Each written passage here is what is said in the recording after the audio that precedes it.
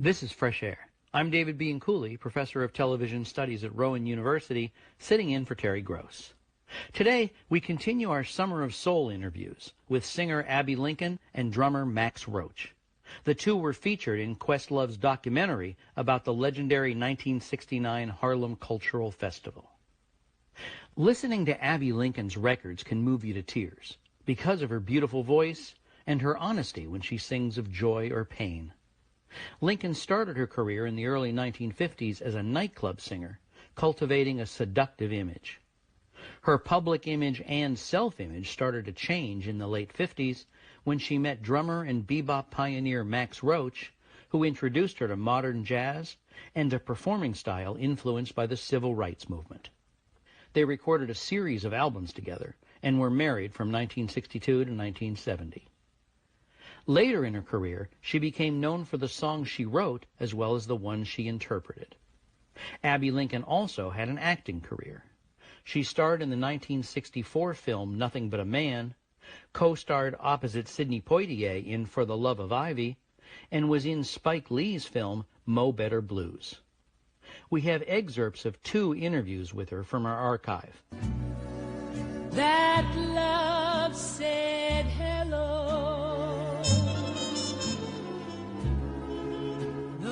Not a word was spoken. The first of the 2 Abbey Lincoln interviews we'll hear is from 1986. She told Terry Gross how she got interested in music. I'm one of 12 children, and there's an old piano in the house that my father furnished for us. And I was the only one seemingly who was interested in the piano. I found solace there and companionship, just sitting and picking out a melody on the piano because it didn't get on my mother's nerves, thank goodness. When I was 14, my sister brought a recording home of Billie Holiday and Coleman Hawkins. The same day, I heard them both, and he was playing Body and Soul. I don't remember what Billie was singing. When you started singing in nightclubs, well, judging from the cover, anyways, of the That's Him record, you were wearing, like, that's evening late gowns. Into my career. Oh, that's later on? Yeah. Yes, I started as Anna Marie. That's the name my people named me. Anna Marie Wooldridge is the name I was born to. And I met a man named Bob Russell who named me Abbey Lincoln and introduced me to the svelte, chic world of the supper club. Was it hard to fit into it, having come from a farm in Michigan? Yes, because I never really felt it. You know, they talked about my being sexy, and they said all these things because I had a press agent, of course, you know. And they decided that was the image that they were going to put forth of this wonderful-looking woman who didn't have much talent, though. I mean, she couldn't sing much. This is what I got. They were interested in making money, and I was just biding my time until I found me a man. But in the process of all this, I'm saying I learned to not trust myself because I wasn't studying to be truly an artist. By the time I met Roach, I was already had made the cover of Ebony magazine, and I had made a movie with Jane Mansfield called A Girl Can't Help It. And I had a career that I hadn't planned. And so I left that and went with Roach, with Max. He told me that I didn't have to do things like that. What did you think when he told you that? I was relieved. Uh-huh. And I believed him because I knew he was a great artist. I had a chance to watch him perform in California. I didn't know anything about Max Roach or Charlie Parker or none of these people because I wasn't approaching the music from that standpoint. I knew the people who were popular, who I'd hear on the radio, and I happened to like Billie Holiday and Sarah Vaughan and Ella Fitzgerald and Peggy Lee, Lena Horne. Some folks talk about the love they're feeling, talk about the love they need. Others say you said that when you discovered jazz in the world of the artist that you turned into a woman warrior. Yeah. Tell me a little bit about what you were like as the woman warrior then. Well, the first thing I did, I just started to wear my hair natural. That was a crime in 1957, 1958. a black woman wasn't supposed to show that she had hair like she had. It was a disgrace to have this kind of hair that they call all these crazy names. So I just glorified my existence, and I said, this is me, and this is my beautiful self, you know. The beauticians thought I was going to ruin their business. They did. They said I was after their business, and a lot of people said things. And I started singing songs that were more social. I started writing songs, and I found songs that would express what was in my heart. Because, you know, Billie Holiday was like this. She didn't sing inane things. She sang about the life that she lived. She may have been masochistic and all these things, but she sang Strange Fruit. And God bless the child that's got his own. It's the same reason they remember Bessie Smith, because these were social singers. They weren't just, it wasn't self-aggrandizement, standing in front of people saying how great I am, but they were singing songs about the people's lives. I want to play a recording that you made of a song very associated with Billie Holiday. Yeah. And it's a very masochistic song, Don't Explain. But it's just such it's a beautiful song nevertheless, you know. Yes, forgiving. Yeah, and it's such a beautiful melody, and I love the way you sing it. Thank you. Tell me a little bit before we hear it about the influence Billie Holiday had on you. I think you're a very different singer than she is, although I hear the influence that she's had on you. But tell me a little bit about that influence, and also if you knew her, if you met her. I met her when I was about 23 in Honolulu, and she came to the bar where I was working. It was probably to get away from where she was working, because the place was jammed with people. Anyway, she came to see me a couple of times, and I'd run to catch her show, and I saw her magic on the stage. This beautiful woman who would stand perfectly still with her hands like, she was like a doll, and her eyes would slide from one side of the room to the other, and the room was perfectly still. And I fell further in love with her. This was my... Because I was singing a lot of songs that she sang already that I learned on the radio, from the radio. But Billie Holiday was always honest. She didn't bend a note to make her voice sound good. It was in conversation that she sang. And she was sincere and honest, and she never made a record for money. And to me, she's the greatest singer of her era.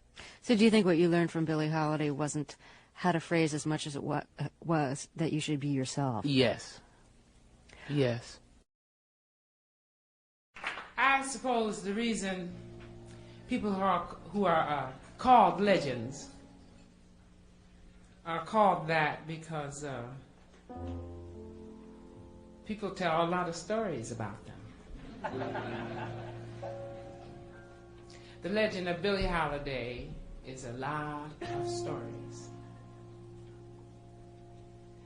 But she left a collection of work that really documented her life and told us what her concerns were. She thought a lot about a man. And her estrangement from him. And she also thought about people she didn't necessarily know their names.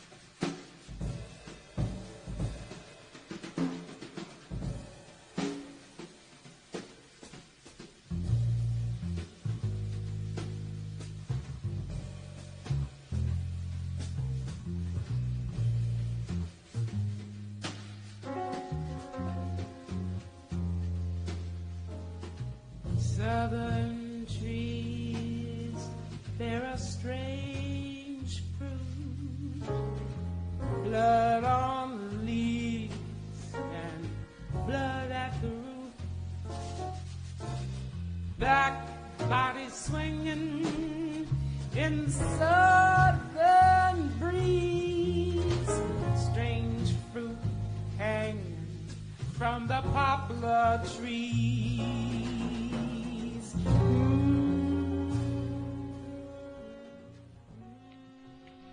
Katherine, Massey, Book Club, Context of White Supremacy. Every day is Saturday night. I'm black and I'm dangerous.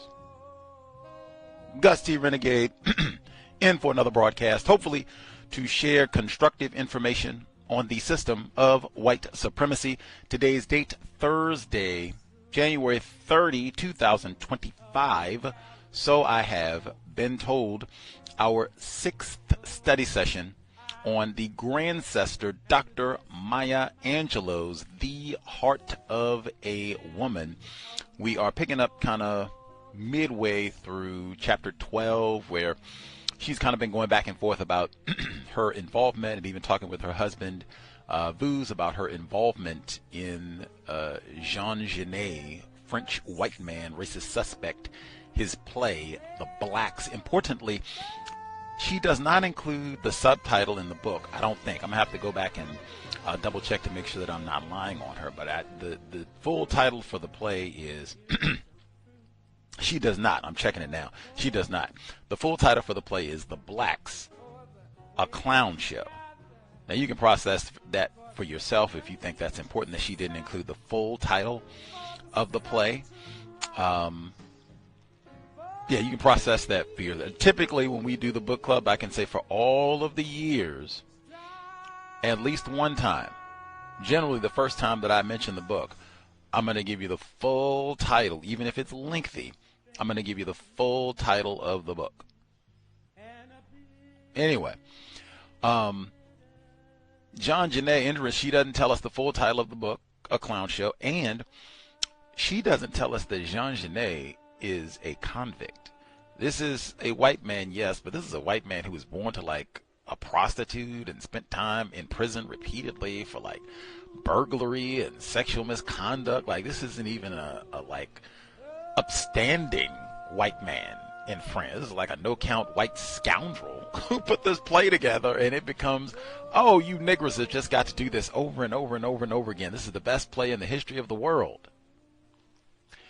Anyway, today we started it off with the great Abbey Lincoln.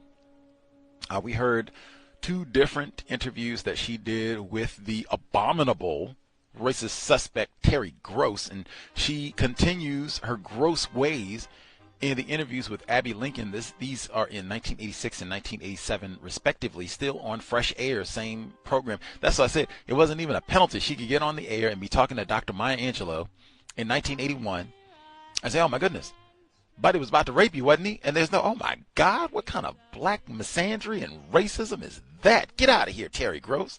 Nope. She's still on the air right now. Been on the air for decades. And then to be tacky in that exchange, she said, the Thelonious Monk, he told you to stand tall. She said, no, he did not say anything like that at all. Like, she had several of those moments in the exchange. She didn't accuse anyone of raping Abbey Lincoln, thank God. But it was the same sort of tackiness from Terry Gross. Ew. You heard Abbey Lincoln talking about the influence of Billie Holiday on her music in a variety of ways, and even talking about the music that Billie Holiday sung, and saying, yeah, she sung a lot of songs, the typical kind of lower level love songs. What I mean, like not brotherly love, like kind of sensual and soured love, if you will, between a male and a female. She has a lot of songs like that, absolutely. But she has Strange Fruit, God Bless the Child, which also is not of that former genre. That's kind of a more serious song, dare I even say, hinting at white supremacy, racism as well. One of my favorites, and that's been covered many times over. She talked about that, Abbey Lincoln did. And then she talked about wearing her hair natural, which also reminds me of Billie Holiday, where she says, just be yourself, be honest, your voice, how you sing, all of that. It even reminded me of the advice that Billie Holiday gave to Dr. Maya Angelou in this text about, you don't be thinking that these white people love you, or, anything of the sort like that. That is not what this is at all. They think of me as just some doped up Negra, and that's why they want to gawk and clap and all that. Like, be honest about this. Be honest with yourself about all of this. I think that is, hey, it's black self-respect. But she goes on and she says that for her at that time period, that started to mean wearing her hair natural, a la Dr. Frances Cress Welsing, same time period, contemporaries. She said, and she's being honest, and I mean, hey, real talk, she did this interview in 1987, 86. And I've had pushback on this from black females. They say, Gus, you're not a black female. True. You don't know what you're talking about. Most younger black females under the age of 35, we'll say, give or take, they are not on all that chemical straightening and all that. They are about natural hair care products and taking care of their scalp and skin and hair. If that is true, whoopee, especially if that's the case, throughout the known universe for people that are classified as black. But I see a lot of evidence that that ain't so, that the things that Abbey Lincoln talked about way back when, that a lot of those sentiments remain today, 2025, and the reason the system of white supremacy. Pam wrote that book, The Beauty Con Gang. But they got lots of pictures of Abbey Lincoln with her natural hair, and Dr. Maya Angelou of this time period with natural hair. I don't know. Does it mean anything that Dr. Maya Angelou did not retain her natural hair? From the images and things that I've seen of her later in life, it looks like she has straightened hair, perhaps even chemically mutilated. Again, maybe she used a straightening comb, but does that mean anything? Is that significant or no? Anyway, we will push off. We did hear Abbey Lincoln doing Billie Holiday's, a cover of Billie Holiday's Strange Fruit, right before we wrapped up. Anyway, we will get started. Chapter 12, The Heart of a Woman. All this hubbub over the white convicts play The Blacks, a clown show. Context of white supremacy, the grandsister, Dr. Maya Angelou. Shades of delight, cocoa hue, rich as the night, afro blue.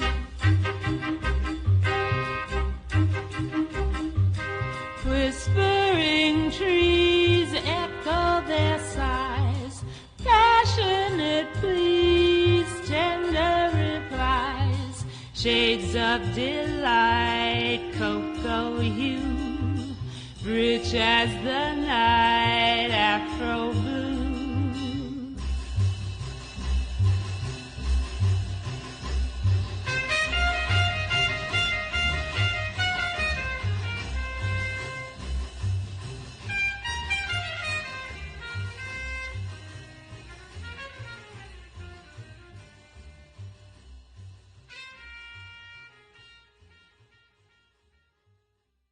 Max Glanville called 2 days later. Maya, we want you in the play. The play? I had jettisoned Jennett and his ill-thought-out drama. Glanville's voice reached through the telephone. There are 2 roles, and we're just not sure which one would suit you best. So we'd like you to come down and read for us. I thanked him, but I said I didn't think so and hung up. I reported the call to V.U.S. only because it gave me a subject to introduce into dinner conversation.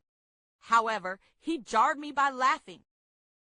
Americans are either quite slow or terribly arrogant. They do not know or care that there is a world beyond their world where tradition dictates action. No wife of an African leader can go on the stage. He laughed again. Can you imagine the wife of Martin King or Sabuque or Malcolm X standing on a stage being examined by white men? The unlikely picture made him shake his head.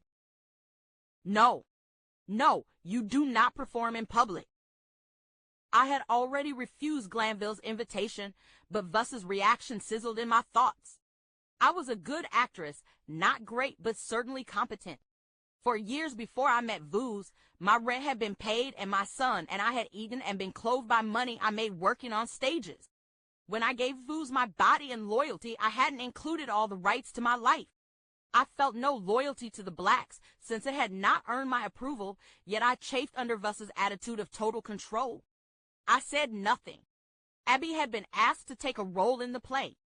I told her that V.O.S had said he wouldn't allow me to. She said Max thought the play was important, and since V.O.S respected Max, maybe they ought to talk. Abbey hung up, and in moments Max called, asking for my husband. I heard V.O.S hang up the telephone in the living room. He walked into the kitchen. I'm meeting Max for a conference. Every meeting was a conference and each conversation a discussion of pith. I nodded and kept on washing dishes. V.O.S came home and asked for the manuscript. I recovered the play from the back of the closet and gave it to him. Guy and I played Scrabble on the dining room table while V.O.S sat under a lamp in the living room. He would rise from time to time and pass through to the kitchen getting a fresh drink. Then he would return silently to the sofa and the blacks. Guy went off to bed. V.O.S still read. I knew he was going back and forth through the script. He hardly looked up when I said good night. I was in a deep sleep when he shook me awake. Maya, wake up. I have to talk to you. He sat on the side of the bed. The crumpled pages were spread out beside him. This play is great. If they still want you, you must do this play. I came awake like my mother, immediately and entirely aware. I said, I don't agree with the conclusion. Black people are not going to become like whites. Never. Maya, you are so young, so young. He patronized me as if I were the little shepherd girl and he the old man of Kilimanjaro. Dear wife, that is a reverse racism. Black people are human. No more, no less. Our backgrounds, our history make us act differently. I grabbed a cigarette from the nightstand, ready to jump into the discussion. I listed our respectfulness, our mercy, our spirituality. His rejoinder stopped me. We are people.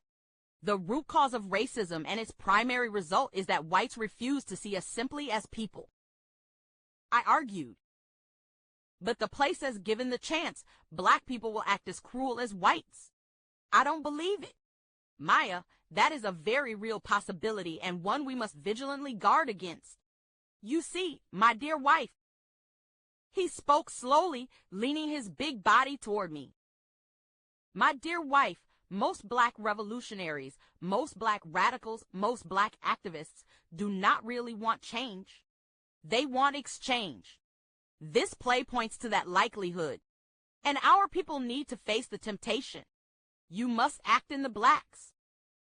He continued talking in the bed and I fell asleep in his arms. The next morning, Abbey and I went down to the C.T. Mark's Playhouse on 2nd Avenue. Actors sat quietly in the dimly lit seats, and Jean Franco paced on the stage. Max Glanville had seen us enter. He nodded in recognition and walked to the edge of the stage. He stopped Jean in mid-step and whispered. Franco lifted his head and looked out. Maya Angelou mate. Abbey Lincoln. Come down front, please. We found seats in the front row. Glanville came back and sat down. Abbey, we want you to read the role of Snow. But Maya, we've not decided whether you should do the Black Queen or the White Queen. I said, of course, the Black Queen. Just read a little of both roles. He got up and went away, returning with an open manuscript. Read this section. He flipped pages. And then read this underlined part. I stepped up on the low stage and without raising my head to look at the audience began to read. The section was short and I turned the script to the next underlined pages and recited another monologue without adding vocal inflection. There was scattered applause when I finished and a familiar husky voice shouted, "You've got all the parts, baby." Another voice said, "Yes, but let's see your legs." Godfrey Cambridge flopped all over a seat in the third row and Flash Riley sat next to him. I joined them and we talked about Cabaret for Freedom while Frankel, Bernstein, and Glanville stood together on the stage muttering. Frankel shouted, "Lights," and the house lights came on. He walked to the edge of the stage. "Ladies and gentlemen, I'd like to introduce you to each other and please mark your scripts. Godfrey Cambridge is Diouf. Roscoe Lee Brown is Archibald. James Earl Jones is village. Cicely Tyson is virtue. J. Riley is the governor, Raymond Steety. Jacques is the judge. Cynthia Belgrave is Adelaide. Maya Angelou Make is the White Queen. Helen Martin is Felicity, or the Black Queen. Lou Gossett is Newport News. Lex Monson is the missionary. Abbey Lincoln is Snow, and Charles Gordon is the valet. Max Roach is composer, Tally Beatty is choreographer, and Patricia Zipra is costume designer. Ethel Ayler is understudying Abby and Cicely. Roxanne Roker understudies Maya and Helen. I looked around. Ethel and I exchanged grins. We had been friends years before during the European tour of Porgy and Bess. Frankel continued. We've got a great play and we're going to work our asses off. Rehearsals began with a playground joviality and in days accelerated into the seriousness of a full-scale war. Friendships and cliques were formed quickly. The central character was played by Roscoe Lee Brown, and within a week he became the chief figure off stage as well. His exquisite diction and fastidious manners were fortunately matched with wit. He was unflappable. James Earl Jones, a beige handsome bull of a man, watched Frankel with fierce stares, reading his lips, scanning his hairline and chin, earlobes and neck. Then suddenly James Earl would withdraw into himself with a slammed door finality. Lou Gossett, lean and young, skyrocketed on and off the stage, innocent and interested. For all his boyish bounding he had developed listening into an art, cocking an ear at the speaker, his soft eyes carrying, and his entire body taut with attention. Godfrey and Jay Flash Riley competed for company comedian. When Flash won, Godfrey changed. The clowning began to disappear, and he sobered daily into a drab, studious actor. Cicely, delicate and black rose beautiful, was serious and aloof. She sat in the rear of the theater, her small head bent into the manuscript, saving her warmth for the character and her smiles for the stage. Raymond, looking like a matinee idol, and Lex were old-time friends. They studied their roles together, breaking each other up with camped-up readings. Helen and Cynthia were professionals. Just watching them, I knew that they would have their lines, remember the director's blocking, and follow the steps of Tally's choreography without mistakes in a shorter time than anyone else. Charles Gordon, a finely fashioned, small yellow man, made slight fun of everything and everyone, including himself as another target for sarcasm. There was some resistance to Frankel's direction on the grounds that, being white, he was unable to understand black motivation. In other quarters, there was a submission which bordered on obsequiousness and which brought to mind characterizations of step and fetch it. Each day, tension met us as we walked into the theater and lay like low morning fog in the aisles. Abby and I, with the solidarity of a tried friendship, read and studied together, or joined by Roscoe, lunched at a nearby restaurant where we discussed the day's political upheavals. We three would not have called ourselves solely actors. Abby was a jazz singer, I was an activist, and although Roscoe had played Shakespearean roles and taught drama, he had also been a sprinting champion and an executive with a large liquor company. Early on, we agreed that The Blacks was an important play, but the play was not the only thing in our lives. My marriage was only a few months old, Vooz was still an enigma I hadn't solved, and the mystery was sexually titillating. I was in love. Guy's grades had improved, but he was seldom home. When I offered to invite the parents of his new friends over for dinner, he laughed at me. Mom, that's old-timey. This isn't Los Angeles. This is New York City. People don't do that. He laughed again when I said people in NYC have parents and parents eat too. I haven't even met most of those guys' folks. Look, Mom, some of them are 17 and 18. How would I look if I said, my mom wants to meet your mom? Foolish. The Harlem Writers Guild accepted that most of my time would be spent at the theater, but that did not release me from my obligation to attend meetings and continue writing. By the first week's end, Frankel had completed the staging and Tally was teaching the actors his choreography. The set was being constructed and I was laboring over lines. Raymond, Lex, Flash, Charles, and I played the whites. We wore exaggerated masks and performed from a platform 9 feet above the stage. Below us, the Negroes, the rest of the company, enacted for our benefit a rape murder by a black man played by Jones of a white woman, a masked Godfrey Cambridge. In retaliation, we, the colonial power, royalty, the White Queen, the Church Lex Moan's son, the law Raymond St. Jacques, the military Flash Riley, and the equivocating liberal Charles Gordon descended into Africa to make the blacks pay for the crime. After a duel between the two queens, the blacks triumphed and killed the whites one by one. Then, in sarcastic imitation of the vanquished whites, the black victors ascended the ramp and occupied the platform of their former masters. The play was delicious to our taste. We were only acting, but we were black actors in 1960. On that small New York stage, we reflected the real-life confrontations that were occurring daily in America's streets. Whites did live above us, hating and fearing and threatening our existence. Blacks did sneer behind their masks at the rulers they both loathed and envied. We would throw the white yoke which dragged us down into an eternal genuflection. I started enjoying my role. I used the White Queen to ridicule mean white women and brutal white men who had too often injured me and mine.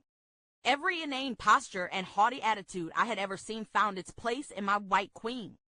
Janet had been right at least about one thing. Blacks should be used to play whites.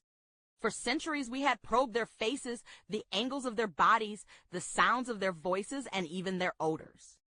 Often our survival had depended upon the accurate reading of a white man's chuckle or the disdainful wave of a white woman's hand. Whites, on the other hand, always knew that no serious penalty threatened them if they misunderstood blacks. Whites were safely isolated from our concerns. When they chose, they could lift the racial curtain which separated us. They could indulge in sexual escapades, increase our families with mulatto bastards, make fortunes out of our music and eunuchs out of our men, then in seconds they could step away and return unscarred to their pristine security. The cliché of whites being ignorant of blacks was not only true, but understandable. Oh, but we knew them with the intimacy of a surgeon's scalpel. I dressed myself in the hated gestures and made the White Queen gaze down in loathing at the rotten, stinking, stupid blacks who, although innocent, like beasts were loathsome nonetheless. It was obvious that the other actors also found effective motivation. The play became such a cruel parody of white society that I was certain it would opt. Whites were not so masochistic as to favor a play which ridiculed and insulted them, and black playgoers were scarce. James Baldwin was a friend of Jean Frankel's, and he attended rehearsals frequently. He laughed loudly and approvingly at our performances, and I talked with him often. When I introduced him to Vooz, they took to each other with enthusiasm. At dress rehearsal, on the eve of opening night, black friends, family, and investors who had been invited hooted and stamped their feet throughout the performance. But I reckoned their responses natural. They were bound to us as fellow blacks, black sympathizers, or investors. Vooz and Guy grinned and assured me that I was the best actor on the stage. I accepted their compliments easily. On the morning of opening night, the cast gathered in the foyer, passing jitters from hand to hand like so many raw eggs. I looked around for Abby, but she hadn't arrived. When we walked into the dark theater, Jean Frankel bellowed from the stage, "Everybody down front. Everybody." He was having a more serious nervous attack than we who had to face the evening audience. I snickered. Roscoe Brown turned to me and made a face of arch innocence. We filled the front rows as Frankel paced out the length of the stage. He stopped and looked out at the actors. His voice quivered. "We have no music. No music, and Abbey Lincoln will not be opening tonight. Max Roach has taken his music out of the show." He threw out the information and waited, letting the words rest in our minds. Anxious looks were exchanged in the front row. "Abby's understudy is ready. She's been rehearsing all morning." We turned and saw Ethel sitting poised stage left. Frankel added, "We can go on. We have to go on, but there is a song and the dance for which we don't have a damn note." Moans and groans lifted up in the air. We had endured the work, the late nights and early mornings of concentration, the long subway trips, the abandoned families, Tally Beatty's complex choreography, and the director's demanding staging. Max Roach was a genius, a responsible musician, and my friend. I knew he had to have a reason. I got up and went outside to the public telephone. Max answered, sounding like a slide trombone. The son of a bitch is reneged. We had an agreement and the producers reneged on it. And Abby is out of the play? You goddamn right. Well, Max, you won't hate me if I stay? Hell no. But my wife will not get up on that stage. Frankel had said we would open with or without the music. I asked, Max, would it be all right if I wrote the tunes? We can get along with the tunes. I don't give a damn. I just don't want to have that bastard using my music. I'll still be your sister. Max was an attentive brother, but he could be a violent enemy. Yeah, you're my sister. The telephone was slammed down. If I stopped to think about my next move, I might convince myself out of it. Black folks said, follow your first mind. I beckoned Ethel from the aisle. She rose and we walked into the lobby. Ethel had musical training and I had composed tunes for my album and for Guy. Together, we could easily write the music for just the songs. Ethel had the air of a woman born pretty. The years of familial adoration, the compliments of strangers, and the envy of plain women had given her a large share of confidence. Sure, Maya, we can do it. It's just the songs, right? Let's get to the piano. We walked down the stage to where Frankel was in conference with Tally and Glanville. We'll write the music. What? We'll write it this afternoon. I added.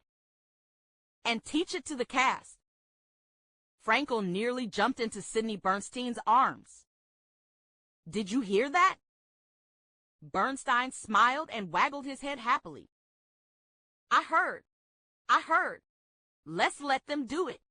If they say they can do it, let's let them do it. Nice girls. Nice ladies. Let them do it. Sidney's small frame shook with eagerness. Dismiss the cast. Let them have the theater. Frankel nodded. Ethel and I sat close on the piano stool. The old Porgy and Bess companionship was still good between us. We agreed that the key of C, with no flats or sharps, would be easier for non-singing actors to learn. Ethel played a melody in the upper register, and I added notes. We spoke the lyrics and adjusted the melody to T. Within an hour, we had composed the tunes. The cast returned from the break. They stood around the piano and listened to our melodies. I turned at the first laughter, ready to defend our work, but when I looked at the actors, I saw that their laughter was with me and themselves. Ethel, Ayler and I had not done anything out of the ordinary. We had simply proved that black people had to be slick, smart, and damn quick. That night, the play began on a pitch of high scorn. The theater became a sardonic sanctuary where we sneered at white saints and spit on white gods. Most blacks in the audience reacted with amusement at our blasphemous disclosures, although there were a few who coughed or grunted disapproval. They were embarrassed at our blatancy, preferring that our people keep our anger behind masks and as usual under control. However, whites loved the blacks.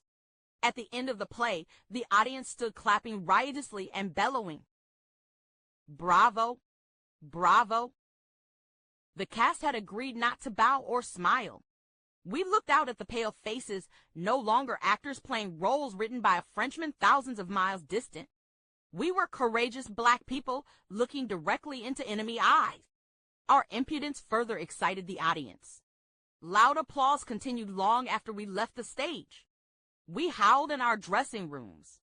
If the audience missed the play's obtrusive intent, then the crackers were numbly insensitive. On the other hand, if they understood and still liked the drama, they were psychically sick, which we suspected anyway. We were a hit and we were happy. Blacks understood and enjoyed the play, but each night in the theater, whites outnumbered my people 4-1, and that fact was befuddling. Whites didn't come to the Lower East Side of New York to learn that they were unkind, unjust, and unfair. Black orators, more eloquent than Jennett, had informed white Americans for 3 centuries that our living conditions were intolerable. David Walker in 1830 and Frederick Douglass in 1850 had revealed the anguish and pain of life for blacks in the United States. Martin Delany and Harriet Tubman, Marcus Garvey and Dr. Du Bois, and Martin King and Malcolm X had explained with anger, passion, and persuasion that we were living precariously on the ledge of life, and that if we fell, the entire structure which had prohibited us living room might crumble as well. So in 1960, white Americans should have known all they needed to know about black Americans. Why then did they crowd into the St. Mark's Playhouse and sit gaping as black actors flung filthy words and even filthier meanings into their faces? The question continued to stay with me like a grain of sand wedged between my teeth. Not painful, but a constant irritant. At last, a month after we had opened, I was given an answer. That evening, the cast had changed into street clothes and gathered in the lobby to meet friends. A young white woman of about 30, expensively dressed and well cared for, grabbed my hand. Maya? Mrs. Make? Her face was moist with tears. Her nose and the area around it were red. Immediately, I felt sorry for her. Yes? Oh, Mrs. Make. She started to sob. I asked her if she'd like to come to my dressing room. My invitation was like cold water on her emotion. She shook her head. Oh no, nothing like that. Of course not. I'm all right. The rush of blood was disappearing from her face, and when she spoke again, her voice was clearer. I just wanted you to know. I just wanted to say that I've seen the play 5 times. She waited. 5 times? We've only been playing for weeks. Yes, but a lot of my friends. Now she was in control of herself again. A lot of us have seen the play more than once. A woman in my building comes twice a week. Why? Why do you come back? Well, she drew herself up. Well, we support you. I mean, we understand what you are saying. The blur of noise drifted around us, but we were an isolated insect, a picture of American society. White and black talking at each other. How many blacks live in your building? Why, none. But that doesn't mean. How many black friends do you have? I mean, not counting your maid? Oh. She took a couple of steps backward. You're trying to insult me. I followed her. You can accept the insults if I am a character on stage, but not in person. Is that it? She looked at me with enough hate to shrivel my heart. I put my hand out. Don't touch me. Her voice was so sharp it caught the attention of some bystanders. Roscoe appeared abruptly, still in character, giving me a little bow. Hello, Queen. The woman turned to leave, but I caught her sleeve. Would you take me home with you? Would you become my friend? She snatched her arm away and spat out. You people, and walked away. Roscoe asked. And pray, what was that? She's one of our fans. She comes to the theater and allows us to curse and berate her, and that's her contribution to our struggle. Roscoe shook his head slowly. Oh dear, one of those. The subject was closed. Chapter 13. The lipstick smudge was not mine, nor did the perfume come from my bottles. I laid Vuss's shirt across the chair and hung his suit from the doorknob. Then I sat down to wait for him to come from the shower. We had not discussed infidelity. I had simply never thought of it. But the third time Vuss's clothes were stained with the evidence of other women's makeup, I had to face the possibility. He came into the bedroom, tying the belt of his silk paisley dressing gown. Dear, shall we go out to breakfast? I have a meeting downtown. We could go to Broadway and then. Vooz, who is the woman? Or rather, who are the women? He turned to me and dropped his hands to his side. His face as blank as a wooden slat. Women?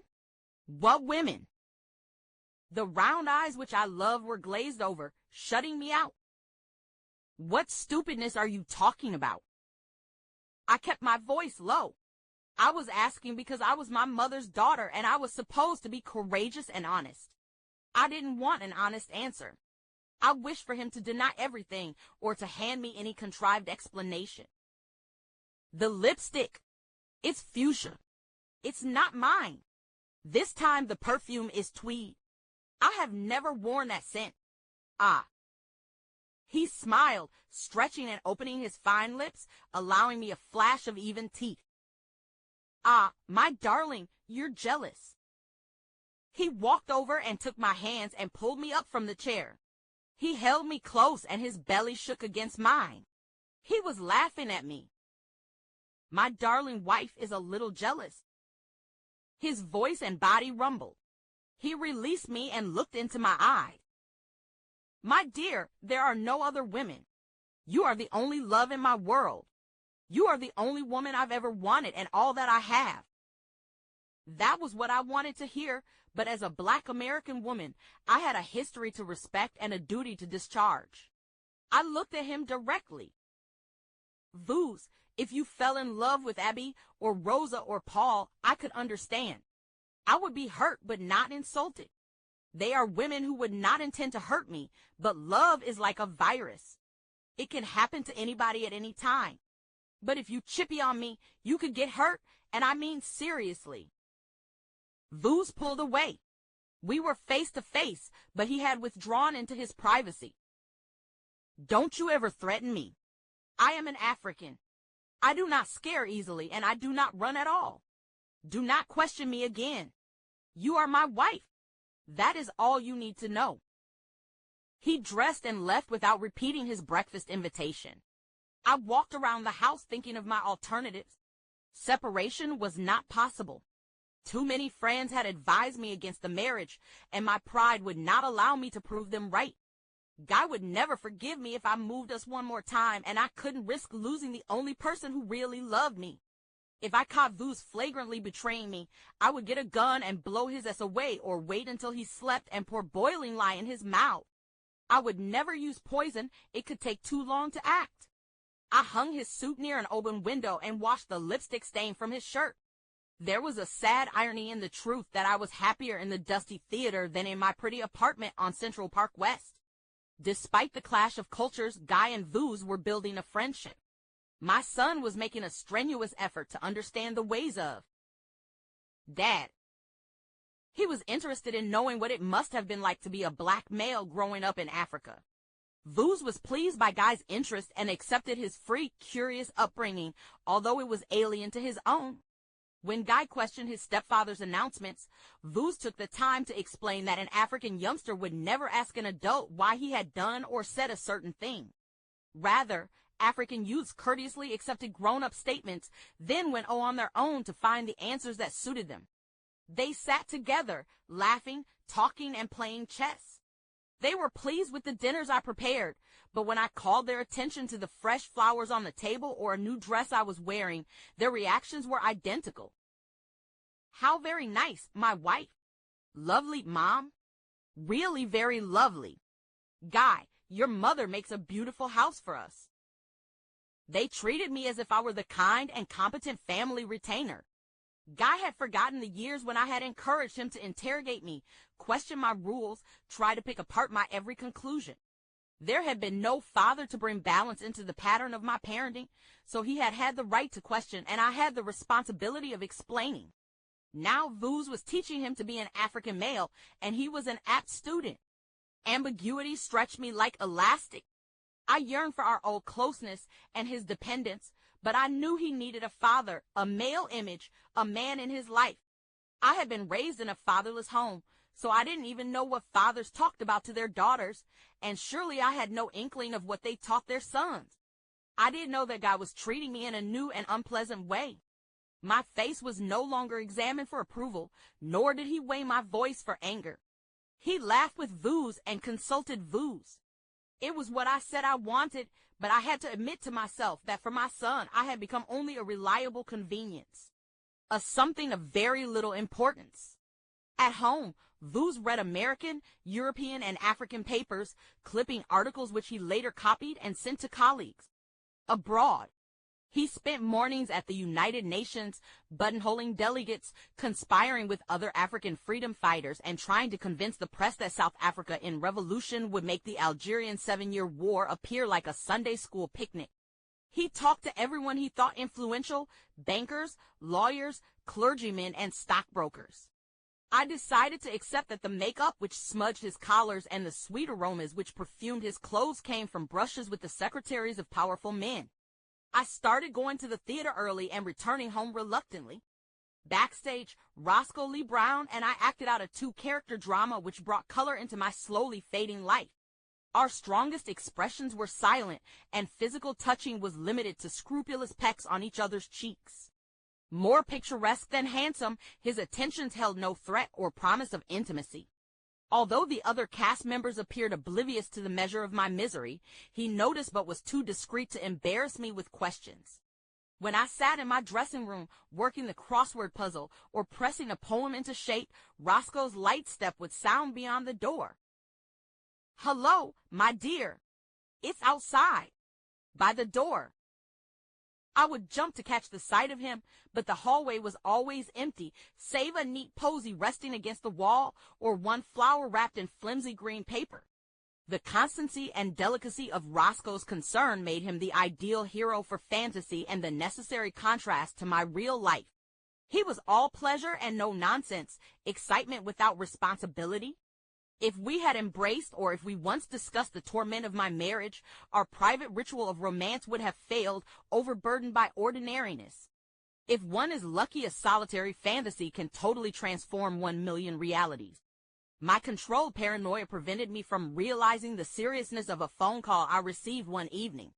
When I picked up the receiver, a man's throaty voice whispered, "Maya Make, Vusumzi Make is not coming home." The statement surprised me, but I wasn't alarmed.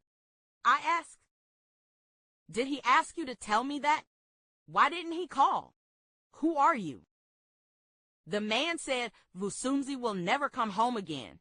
He hung up the telephone. I walked around the living room trying to sort out the message. The English was labored, but I could not place the origin of the heavy accent. Vuz knew so many foreigners, the man could have been from any country in the world. He also knew many women, and just possibly an African diplomat suspected that his wife and Vuz were having an affair. He telephoned, not so much to threaten Vuz as to awaken my suspicions. He had wasted his money and his time. When I left for the theater, Vuz hadn't returned home.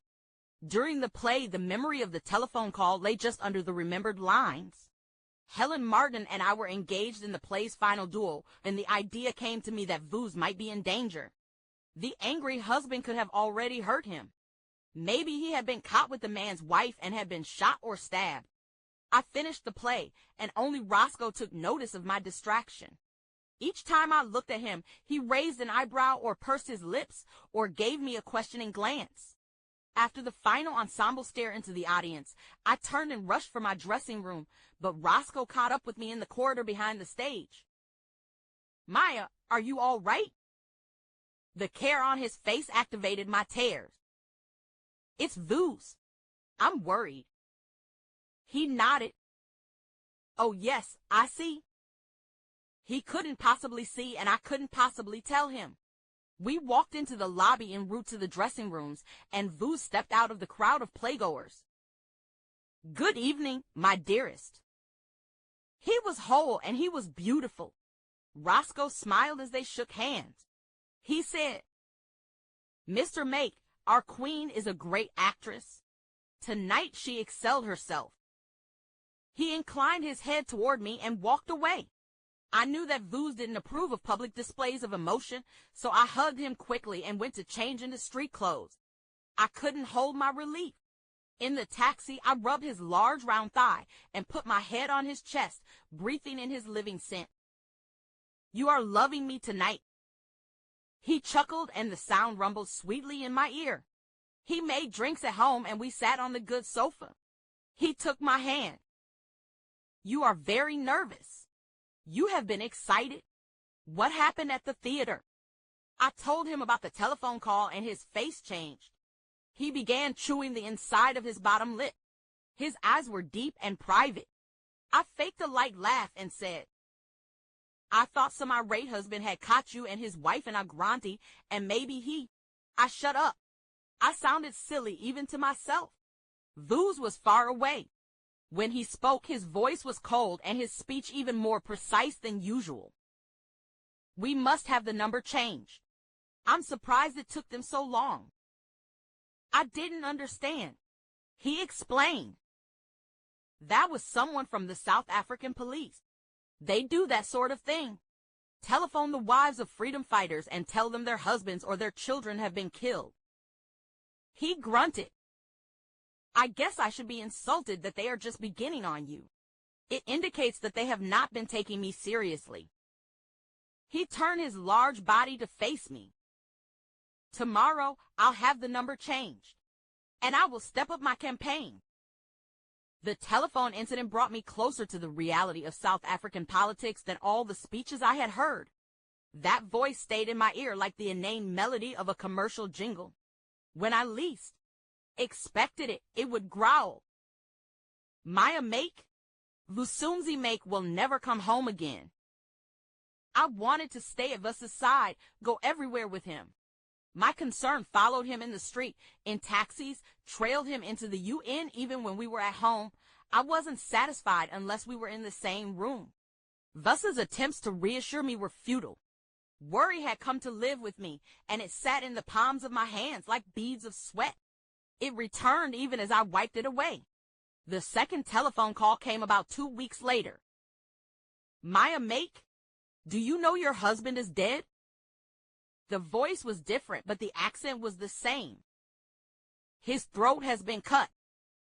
I slammed down the telephone, and a second later I picked it up and screamed obscenities over the buzz of the dial tone. "You're a lying dog. You racist, apartheid-loving, baby-killing son of a bitch." When I replaced the telephone, I had used every profane word I knew and used them in every possible combination. When I told Vuz, he said he'd have the number changed again. He worried that such tactics threw me. I could expect those and worse. I decided if the phone calls continued, I would handle them and keep the news to myself.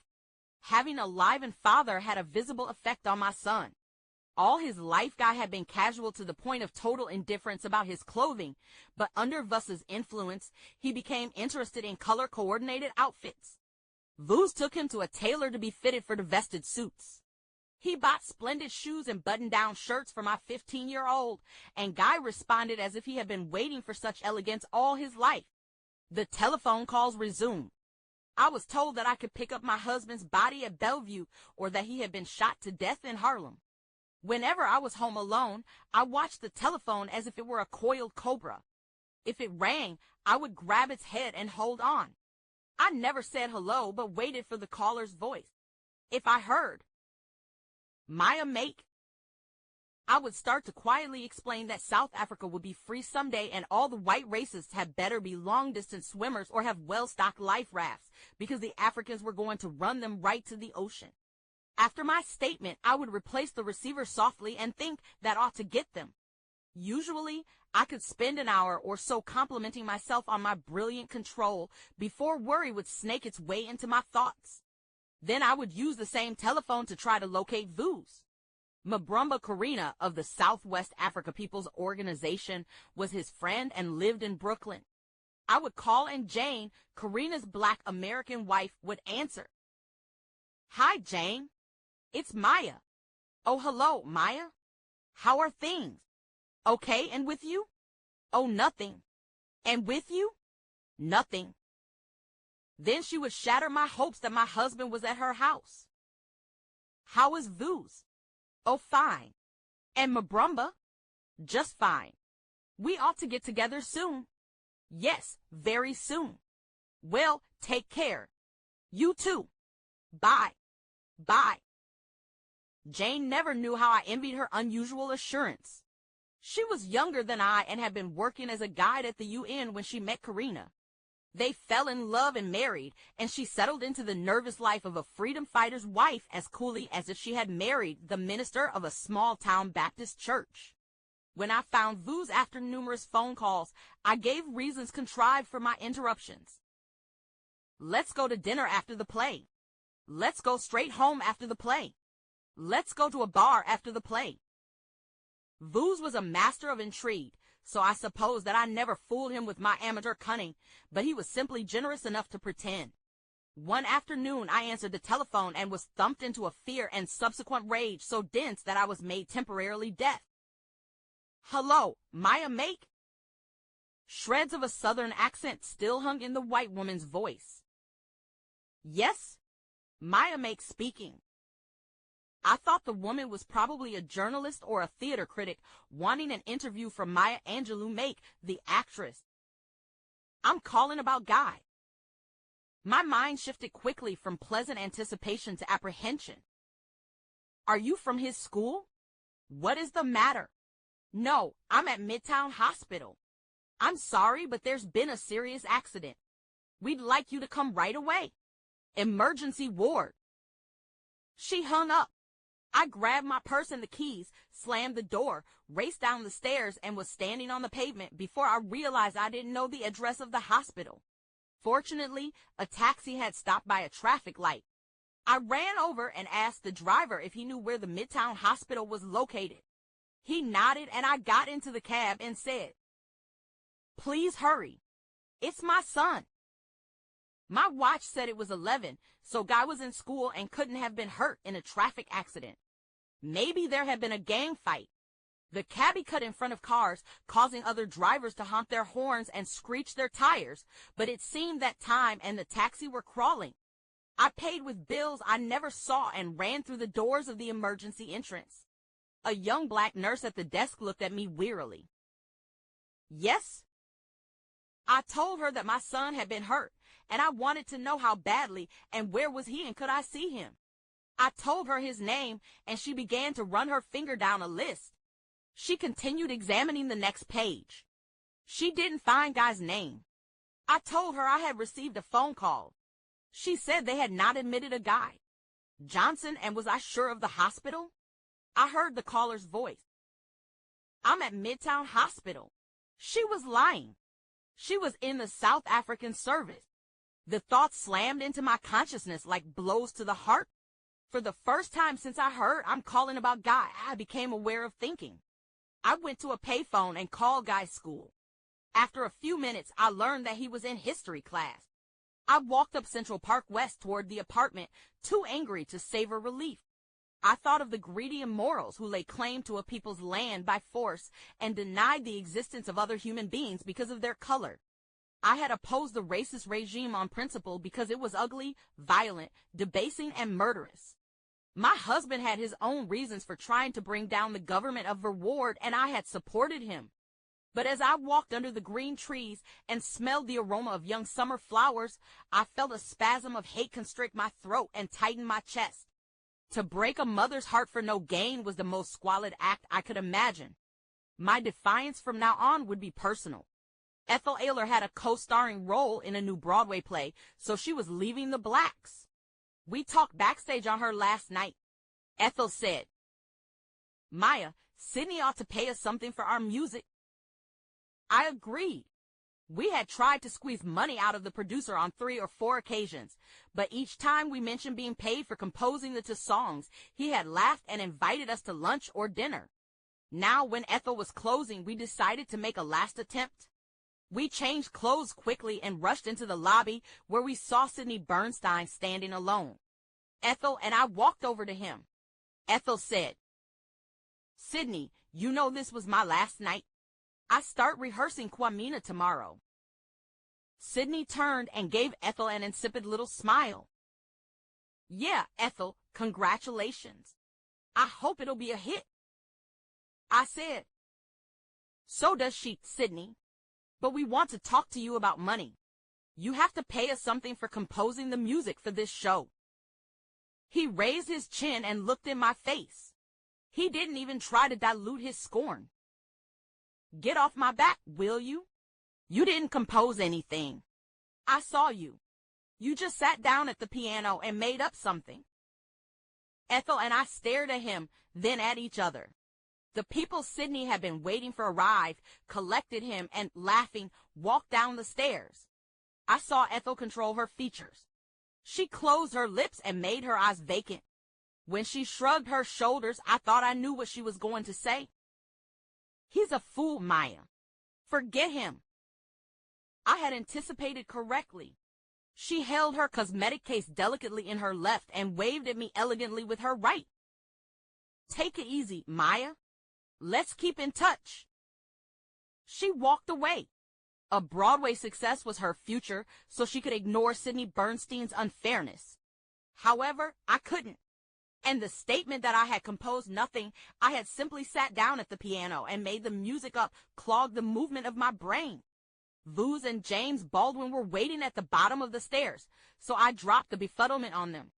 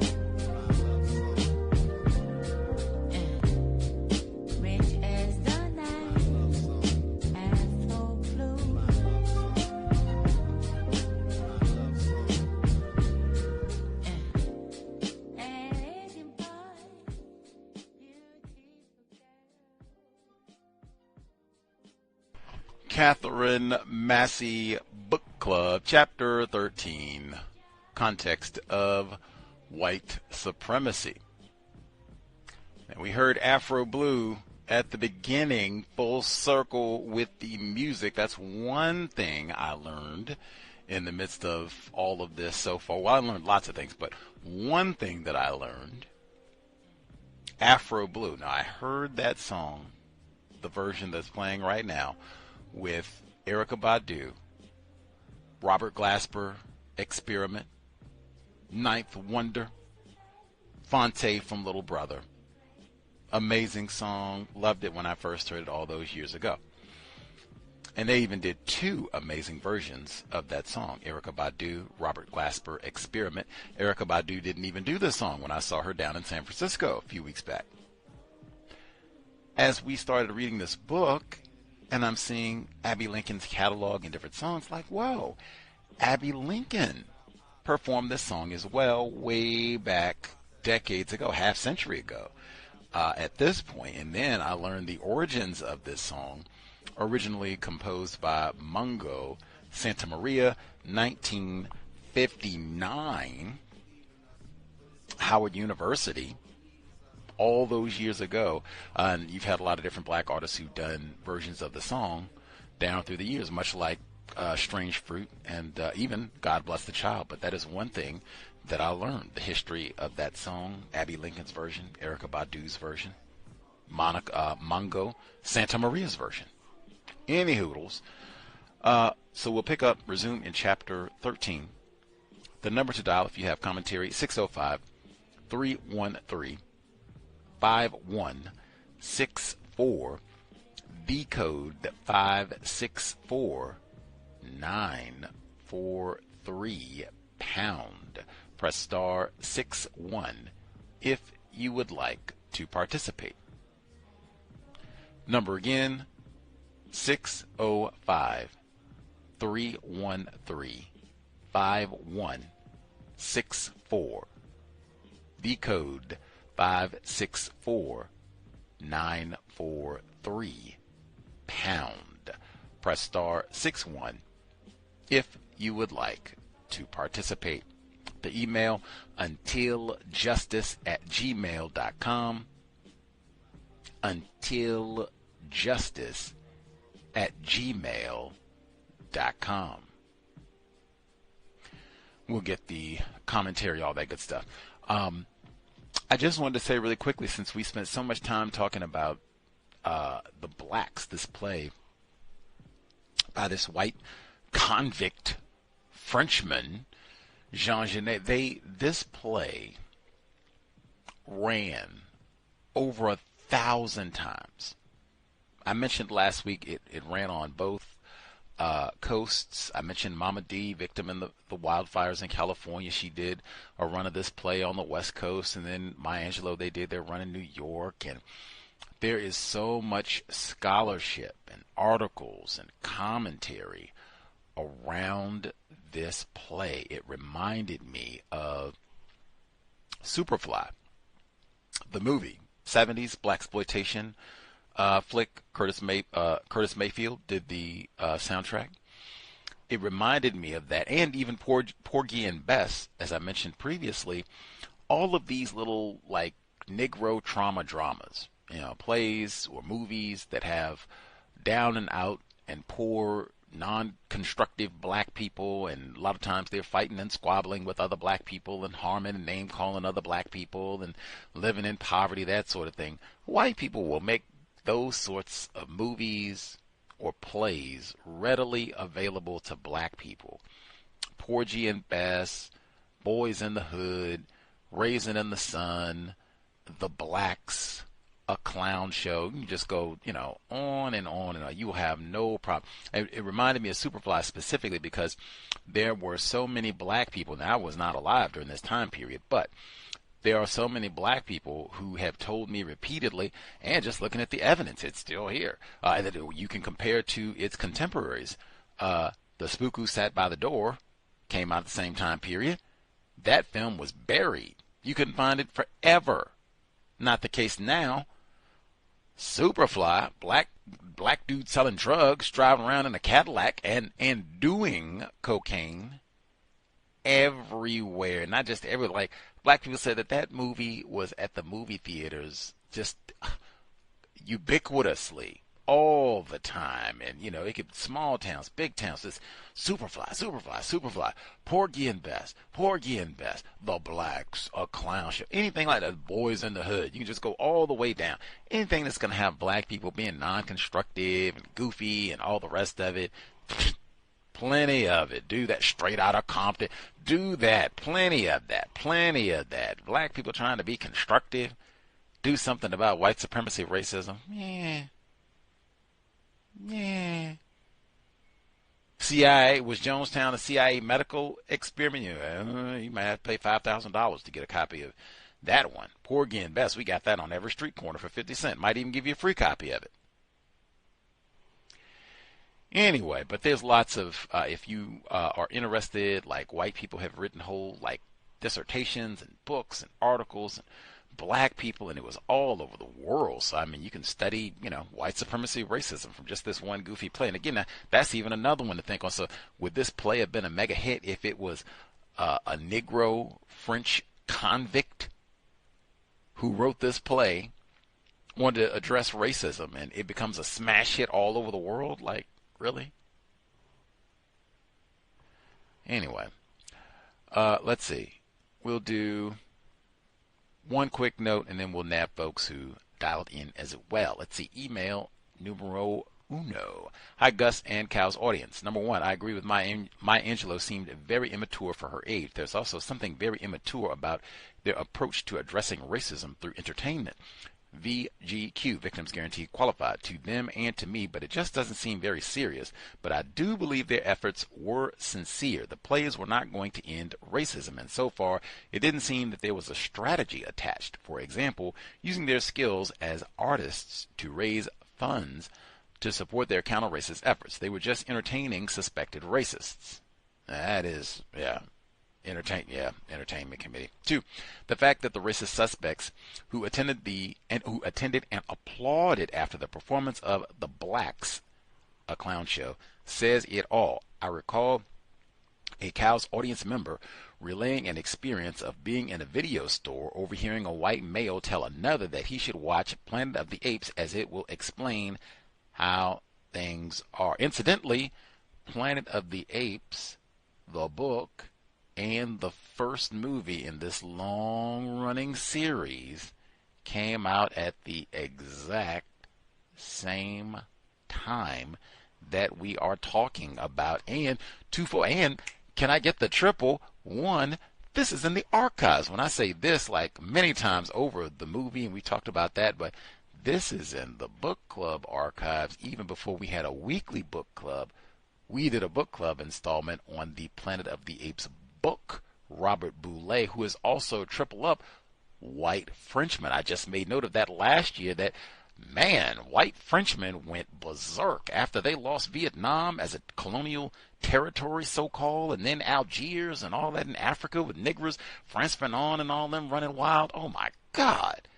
You get this foolishness, the blacks, a clown show, which they really think about us, and then you get Planet of the Apes.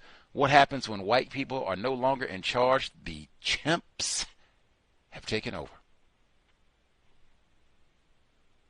White friend. We should see some of their other literature that was produced as a result of white French anxiety about white supremacy racism in the 1960s. Continuing.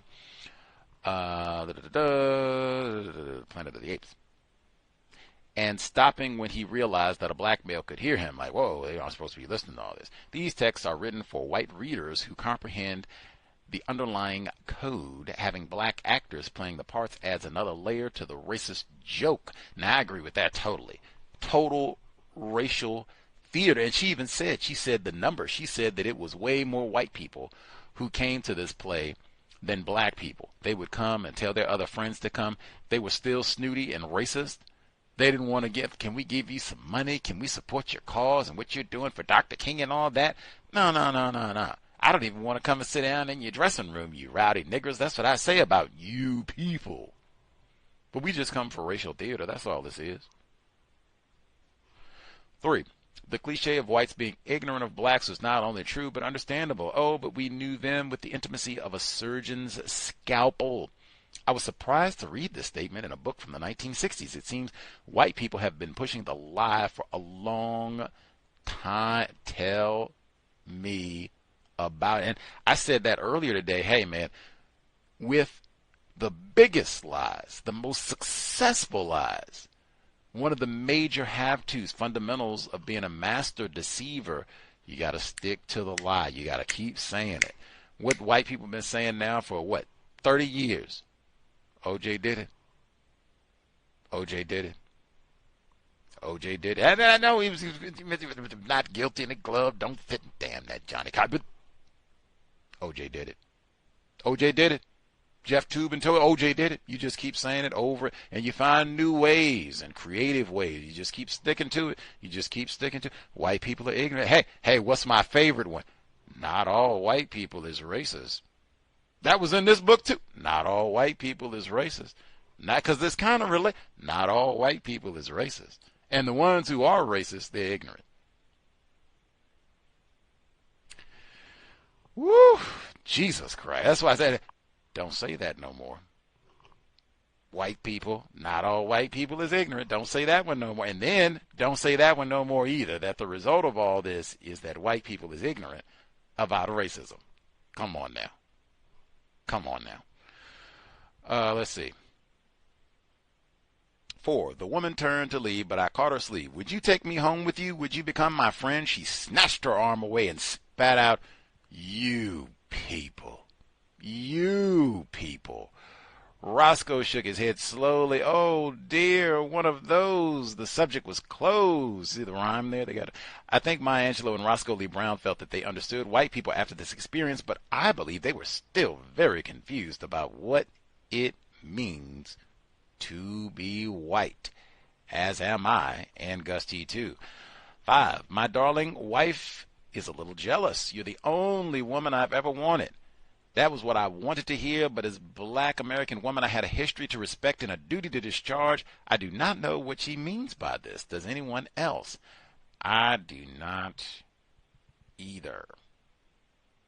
Now, the first part of it I know is super dangerous. That caught my attention when she says, talking about views and all this. That was what I wanted to hear. Like, oh man, that danger.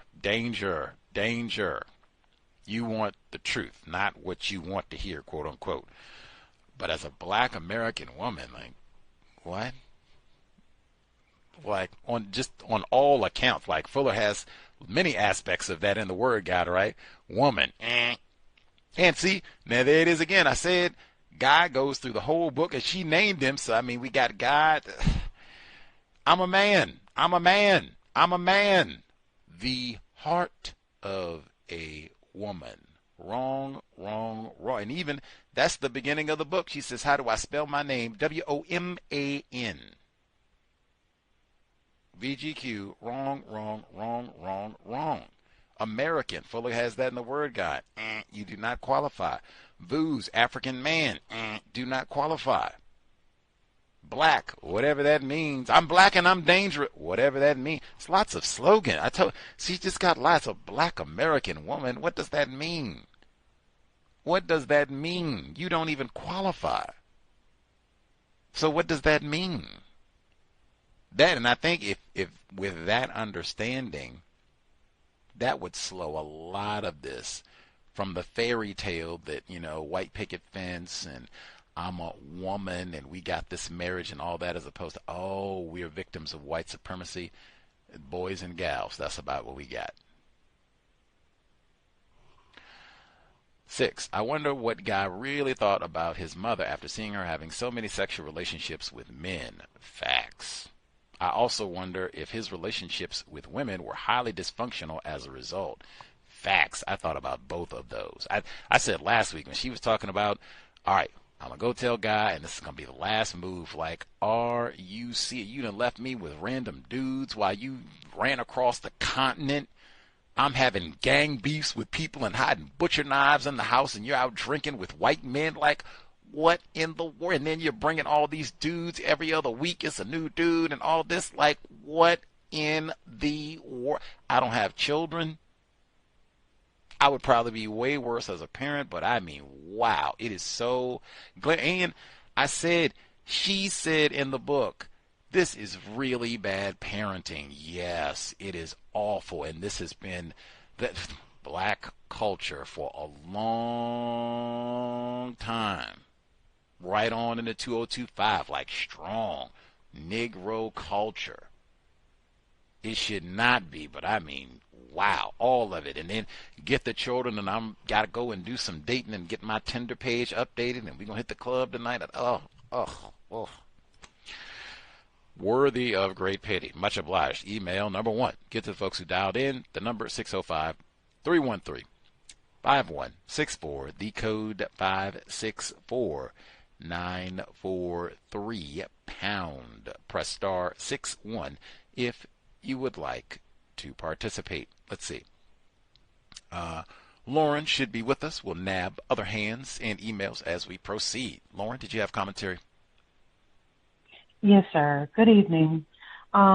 First, before I talk about my thoughts about the segment that was played, when Miss Maya Angelou, when she gave birth to her son, she named him Clyde at first, and then at some later point, she changed his name to Guy.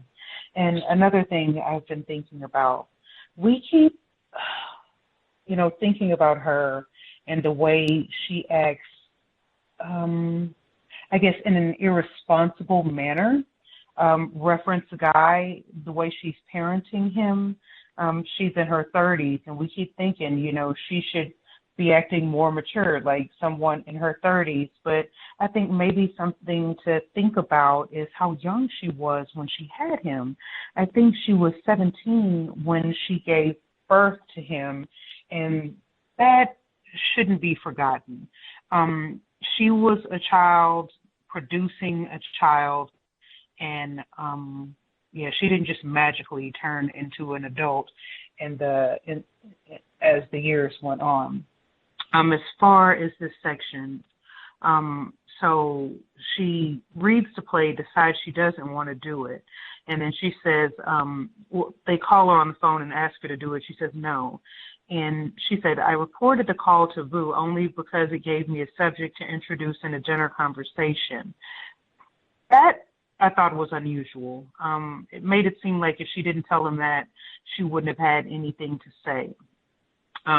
But then,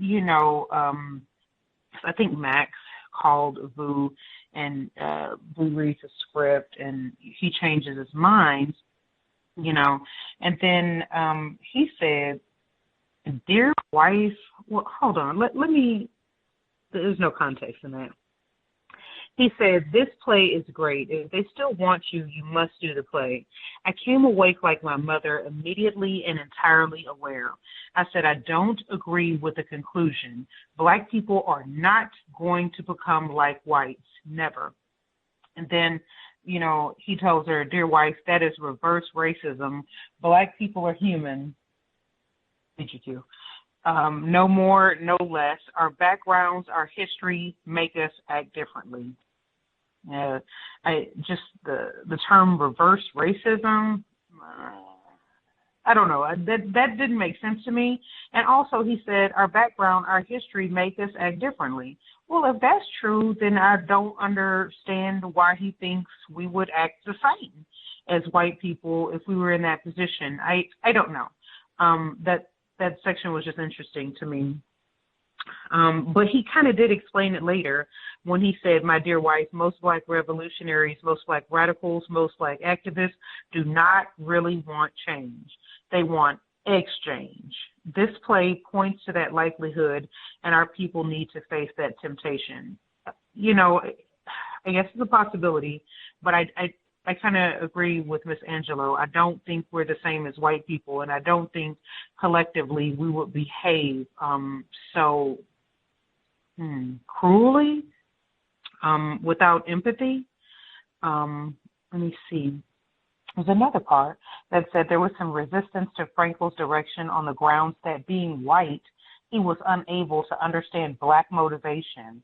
In other quarters, there was a submission which bordered on obsequiousness and which brought to mind characterizations of step and fetch it. That was an interesting description of the way people enter or reacted to Frankel. And I wondered if people were being submissive / obsequious because that was a white man.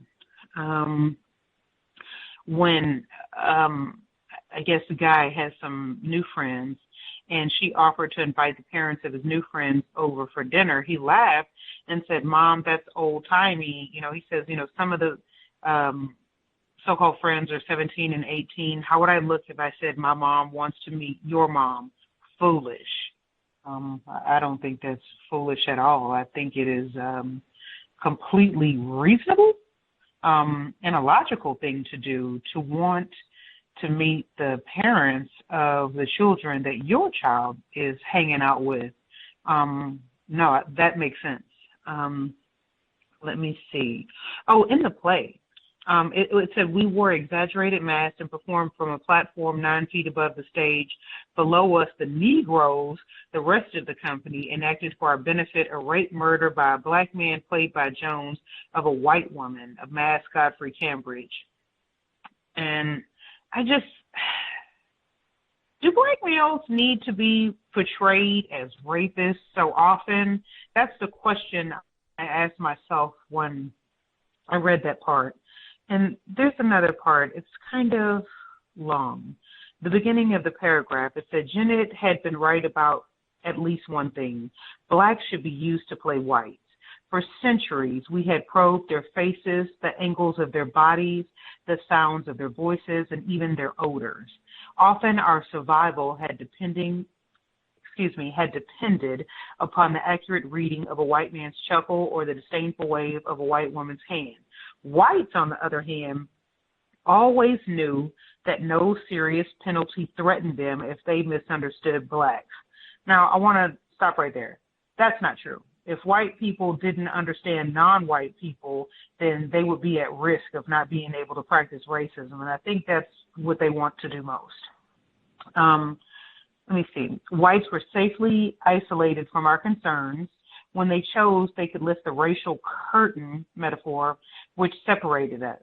They could indulge in sexual escapades, increase our families with mulatto bastards, name calling, make fortunes out of our music and eunuchs out of our men. Then in seconds, they could step away and return unscarred to their pristine security. The cliche of whites being ignorant of blacks was not only true, but understandable.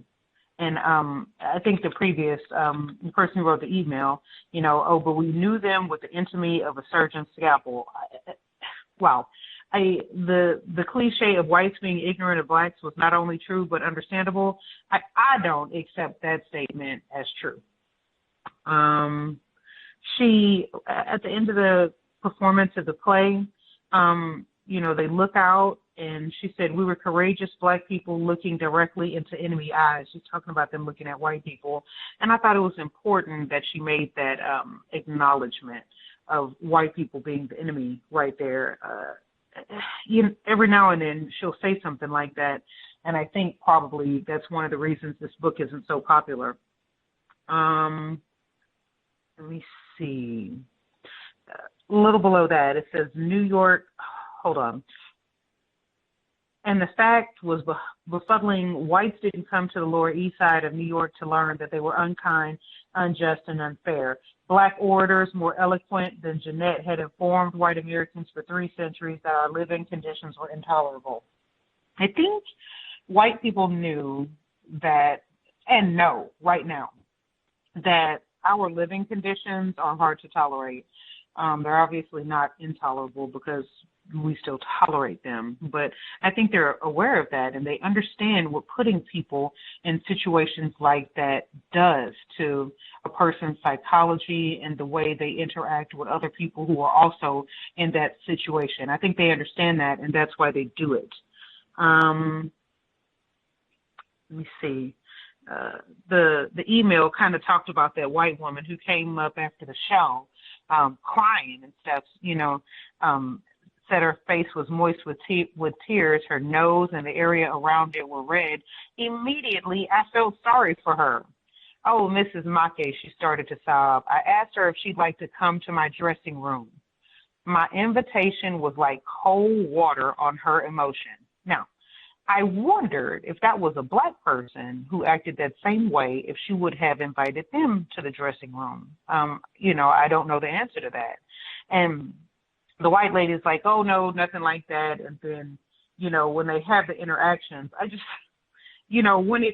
at the end, the white woman is like, don't touch me. And her voice was so sharp, it caught the attention of some bystanders. That interaction was, I'm not sure what to call it, but that white lady remembered how black people were supposed to act and how white people were supposed to act real fast. She got it together. And that fake, those fake tears, it dried up real fast.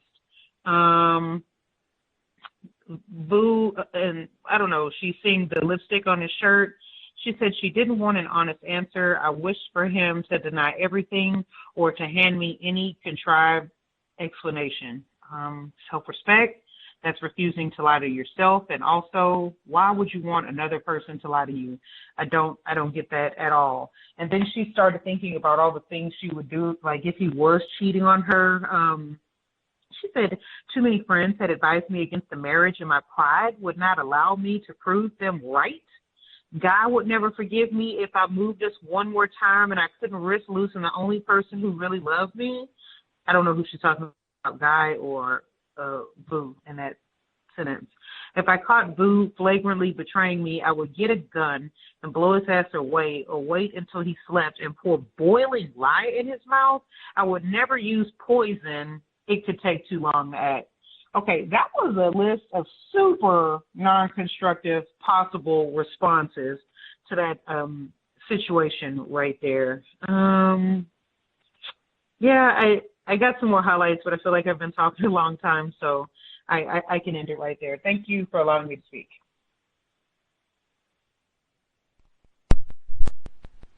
Put the boiling lye. I thought You could have cold lye would probably be just as effective. She said, boiling lye. Woo! That'll learn you. Much obliged. Lauren, I think our male writer last week had pointed out that Dr. Angelou is a rape victim, survivor, some would say. And that probably has a big impact in lots of ways, non-constructively, I suspect, on her behavior and all the rest, even her parenting techniques and relationship with her son and all that. Absolutely. And the age at which she had Guy, pointed out by Lauren, very true. I would even say a major part of that pitiful pattern of parenting, see that alliteration? A part of people classified as black, even add one more, is we do. Children having children. Dr. Wells, I think we mentioned that before, where she says, no children before 30 and 35 for males, black males, and black females, respectively. And the other way in terms of should it be black males, age of 35, black females, 30, respectively. That said, that has been the pattern where it's been generations of black children having generations of black children. And just going on, that doesn't make it any less pitiful. It's been pitiful parenting. White people most to blame, but lots of pitiful parenting. Let's see. Email number 2. Oh, and the do black males have to be portrayed as rapists all the time? Yes, because we black males are always raping. I was even thinking, do you know how ubiquitous it is? James Earl Jones was in, he was in the play about Jack Johnson, where he was also a rapist. Like, dang, what, how many, look here, you don't keep putting me on stage and shut up, you probably raped someone right now. If they were talking about Buddy last week, you probably did rape someone right now. We got to keep an eye on you. You got a penis and you're black, so rapist. That's about what it means. And I mean, for reals, that's about what we think of all of you. Emmett Till, everybody, all of you. Guy, everybody. Obama, James Baldwin wrote that. Mentioned that before since he came up in the book. That is the Negro male experience, rapist. Said that during Katrina, invented rapist. There's nobody here to rape. Rapist.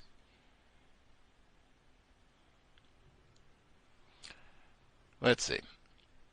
Speaking of which, email number 2. It never at any point crossed my mind that Maya Angelou's black male hero at the UN protest was a rapist. Now, this is a raping black male who wrote this, so he's probably just doing some caping and raping.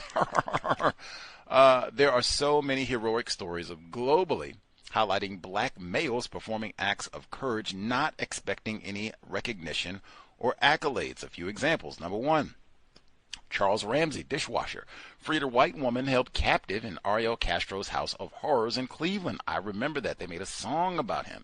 He probably raped somebody too. Mamadou Gassama, immigrant from Africa, the human Spider-Man, scaled a multi-story apartment building bare-handed in France to rescue a white child hanging from a balcony. 2018. He's probably a rapist too. And they probably booted him for the Olympics. 3. Patrick Hutchinson rescued a white male protester. Pictures of him carrying the man on his back in London, UK, 2020. Make sure he's not with the Windrush generation. You got legitimate papers? Rapist? Chapter 12. Godfrey Cambridge, Roscoe Lee Brown, James Earl Jones is a village, Cicely Tyson, J. Riley, James Raymond St. Jacques, Cynthia Belgrave, Maya Angelou McKay, Helen Martin, Lou Gossett Jr., he just passed away, Lex Monson, Abbey Lincoln, Charles Gordon, Max Roach, Tally Beatty, Patricia Ziprot is costume designer, Ethel Ayler is understudying Abbey Lincoln, Fascinating list of actors, many of whom went on to have long, illustrious careers, and how many became part of the cast for Roots. Oh, that's right. I hadn't really connected that, but yeah, a lot of these folks are in the first version of Roots. Roxy Roker went on to play Helen Willis on the TV show The Jeffersons, and is, of course, the musician Lenny Kravitz's mom. I think that's a cowbell. Lou Gossett talks about Maya Angelou and the play on the PBS show American Masters, which can be seen on YouTube. How about that? He just passed away.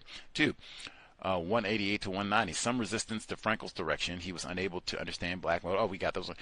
We are so conditioned to think that white people are ignorant about racism, white supremacy. I get a lot of pushback from non-white victims if I suggest people classified as white have a better understanding of racism, white supremacy. Me too. It's almost like saying, hey, maybe that line about not all white people are racist, maybe that's wrong. Oh, here we go. Same type of response.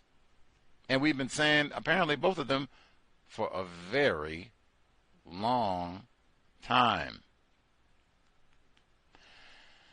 3, Ethel and I sat close on the piano stool. The old Porgy and Bess relationship was still good. Something about that is so plantational. The old Porgy and Bess companionship.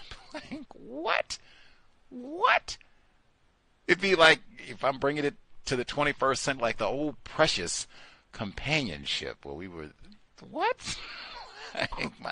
Anyway, people saw Precious. Remember that one? Okay. We agreed that the key of C with no flats or sharps would be easier for non-singing actors to learn. Ethel played a melody in the upper register and I added notes. The widespread withdrawal of funding for public education, music education, learning fundamentals of music theory, I suspect has resulted in the loss of many non-white children of the ability to read music. There are literally whole books and dissertations about this and how this produced what is called hip-hop music, so-called, but at minimum, that it would probably be a lot more difficult to if this were to happen now, there would be fewer Maya Angelou's with the musical skill set to sit down and compose a rudimentary piece of music, even for a short 2-second song of some sort, because exactly what he said. But like there are and like old books, I'm sure there are newer ones, but like this has been well detailed for a very long time, and probably even to a degree, because you did have some black people who were taking their musical talents, especially at Abbey Lincoln, taking those musical skills, and we will use them to replace white supremacy with justice. We don't want to even, hey, I'm in Seattle, Jimi Hendrix. We don't want that. We don't want that. Get rid of that. Let's see. 4, young white woman, moist with tears. How many blacks live in your building? Don't touch me. I thought Miss Angelou demonstrated a lot of black self-respect in this interaction. Suspected racists can't get enough of being entertained by Negro trauma drama. They love it. Hustle and flow. They love it. Chapter 13. There was someone from the South African police. The second telephone call came about 2 weeks later. Maya McKay, do you know your husband is dead? The telephone calls resumed. I was told that I could pick up my husband's body at Bellevue. Similar tactics used against Malcolm X and Martin Luther King. We should never underestimate the dedication that racists have in order to maintain the system of racism, white supremacy. They will go to any lengths. I guess that is what is required to dominate by any means necessary. 2. We had tried to squeeze money out of the producer, Sidney Bernstein, suspected racist, but we want to talk to you about money. He raised his chin and looked in my face. He didn't even try to dilute his scorn. Get off my back, will ya? You didn't compose anything. I saw you. You just sat down on the piano and made up something. Ethel and I start rehearsing the play Kwamina. What does it mean to be white? The play Kwamina is a musical about the son of an African tribal chief who returns to Africa after med school in London. He gets into a conflict with a female white village doctor, but they eventually fall in love. Written by 2 suspected racists, Robert Allen Arthur and Richard Adler. Arthur also wrote In the Heat of the Night. Are you serious? White people love In the Heat of the Night. Woo. 3. Whites wanted everything. They thought they deserved everything that they wanted to possess. The materials of the earth was itself disturbing, but they also wanted to control the souls. The souls and the pride of the people was inexplicable. I'm going to come back to that one, make sure. Got too far. Come back to that one once we get through the second audio segment. Let's see. Star 61 if you have commentary, and then I'll make sure to get in a few of my thoughts, observations as we proceed. Let's see. Backing up to the beginning, or I guess the kind of midpoint of chapter 13, where we picked up at.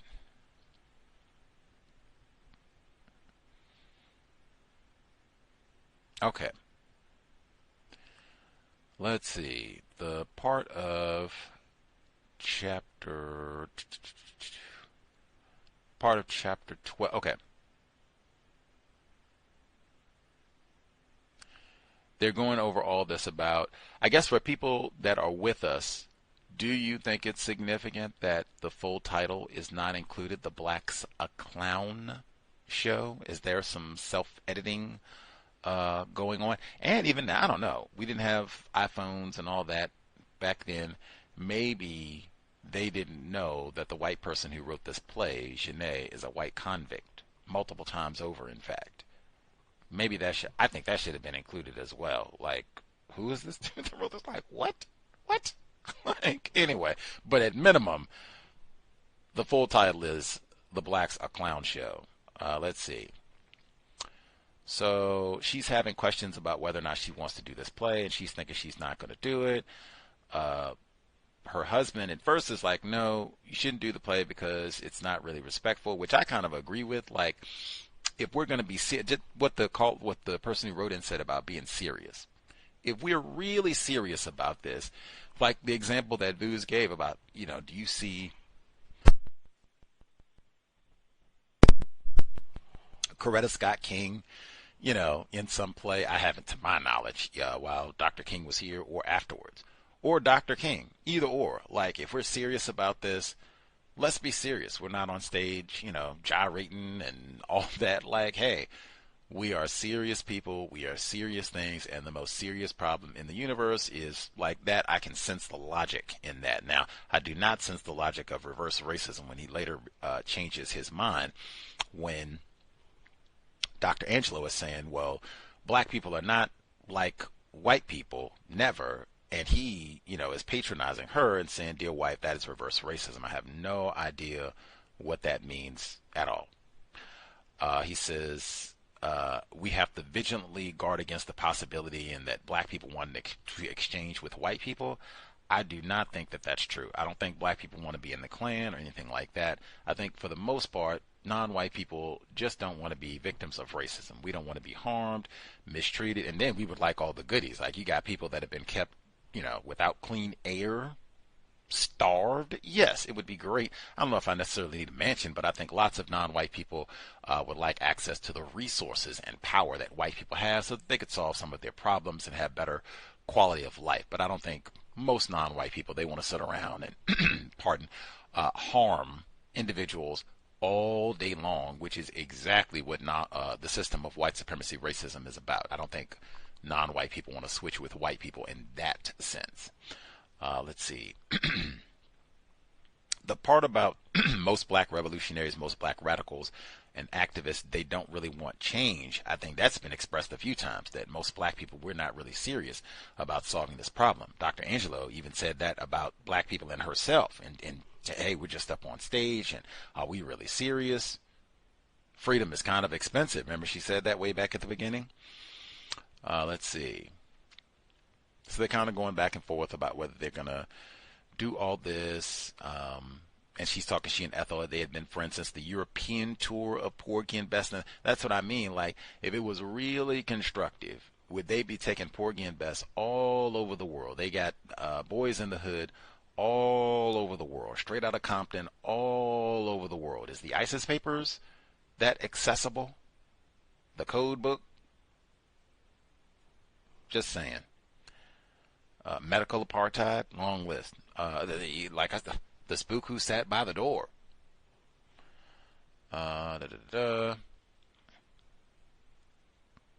Even when she says that there was a submission to Frankel's direction, this white man, which brought to mind characterizations of step and fetch it and obsequiousness, hey, maybe that's the way, if we're really not going to seriously solve this problem, that is maybe the best thing to do. I'm going to just listen to these white people. I'm gonna just do what they say. I'm going to be a well-behaved slave, and no problems here, Mr. Frankel. Yes, sir, Mr. Frankel. What do you need, Mr. Frankel? Stand right here, Mr. Frankel. Yes, sir, Mr. Frankel. That might be what to do. She had already said that black actors struggle. You can't even get a job. Godfrey riding around in a jalopy, right? Yes, sir, Mr. Frankel. Stand right here, Mr. Frankel. Be on time, Mr. Frankel. How you want me to do it, Mr. Frankel? Yes, sir, Mr. Frankel. Let's see. She said she was in love. Whatever that means. God's grades had improved, but he was seldom home. Eee. Like, what? Like, what does that mean? Like, what? Eee, with all the things happening at this time, and he's got gang beef and all the rest of it, and he's seldom home? Let's see. I did think this is great. Pet and others have pointed out this is really pitiful parenting. She did try to get his friends to come over for dinner. I totally agree. I think even college students who are older, who are over 18, I think this would be a very reasonable offer. If they are in town and close, you do eat. You are a human. You do put food in your mouth. Yes. A beverage occasionally. Yes. We could sit and eat. At least now I know I have a face attached to the children and parents of the children that my offspring are kicking it with. Very, very reasonable, I think. Not even old-timey at 2025, whatever that means, old-timey. Let's see.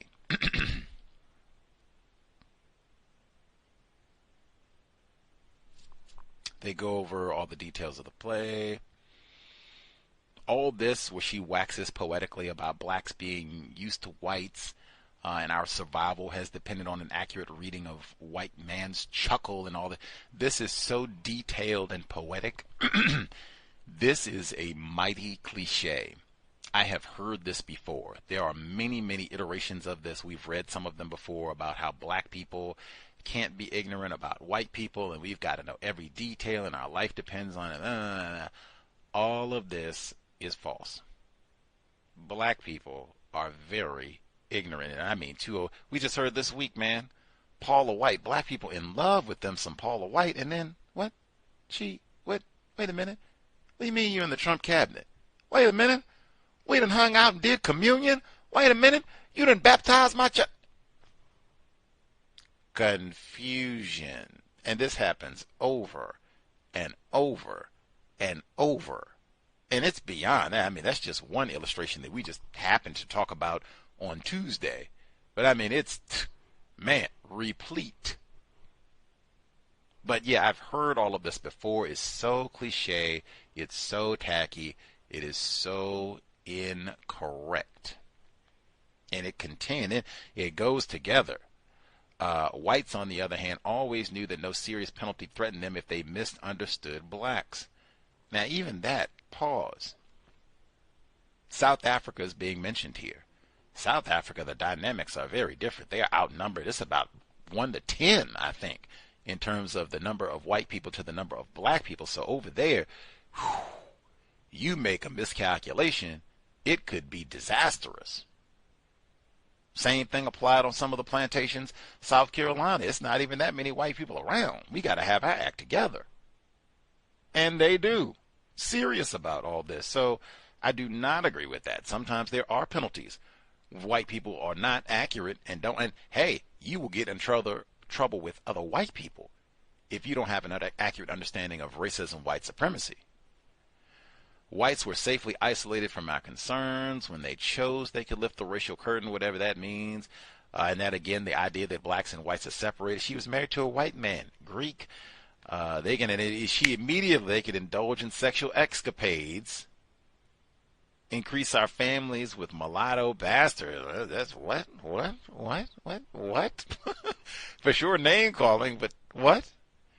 make fortunes out of our music and eunuchs out of our men. What? What? Because that's another one that caught my eye. See, now, how is it in a book where black male rapists, Terry Gross studied it, won't he trying to rape you, that buddy? Won't he trying to pull you in the hall at the UN building, no less, and rape you? And then we got a white Frenchman prisoner, and part of his rap sheet was sexual misconduct. A white rapist might have wrote this play for all we know. Well, we got to have James Earl Jones. You get down there and rape a white woman. And it's got to be a white man. Even in the play, they got a black dude. Godfrey was playing the white woman. That even stood like, dang, we got a white woman is being portrayed by a black male. And then a different black male is going to rape this black male who's pretending to be a white woman. And this is written by a white man who might be a rapist. Why does this play have to be the one that we do?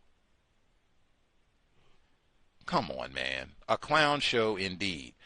But the eunuchs out of the... Wait a minute. She already said that the black dudes are worthless. She said it over and over again. She was talking about the savages and all of that. Worthless, no-count black males. We got it. Buddy, we got it. Eunuchs, like, yikes. That is like a really specific terminology to invoke.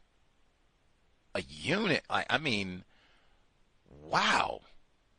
Why, even she could have took some time on that one to unpack, because I mean, Fuller has talked about that exactly, that's what's supposed to happen in the system of white supremacy. Why, hey, that number one target, that's what he said. That is exactly how he's explained. And that is exactly how Dr. Welsing has articulated this as well. The threat of white genetic annihilation, black male testicles, got to. That's why we got to put the black male in a dress. Put Godfrey, dress up like a white woman.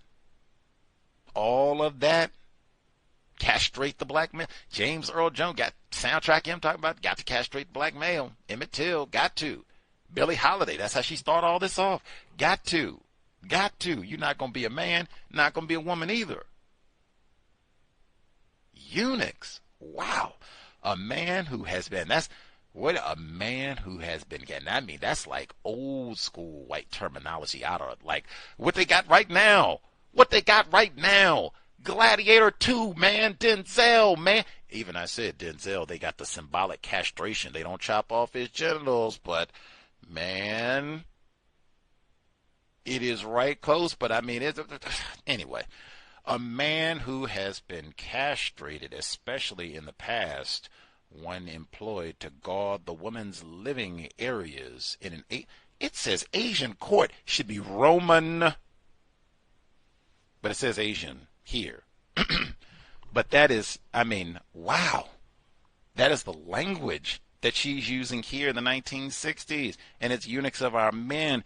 If they've been castrated, that ain't no man.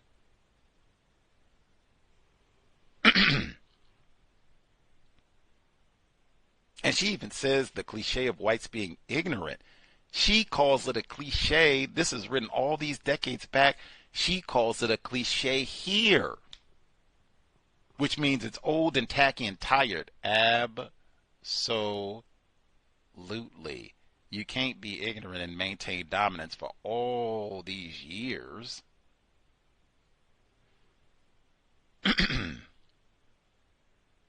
And she even contradicts herself, I thought. I was going to point that out when I heard him get to the...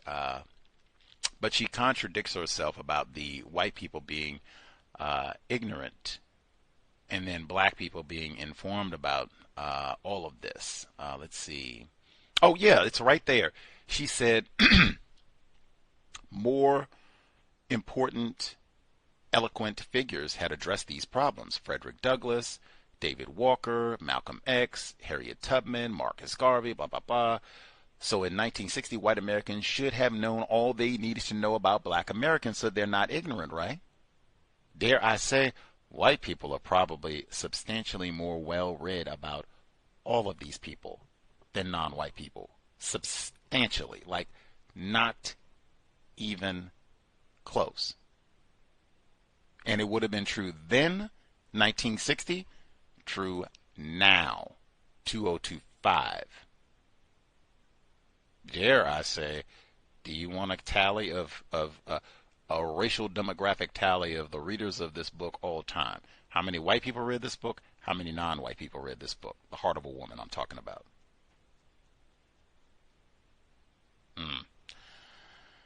Can we get to a second? Anything?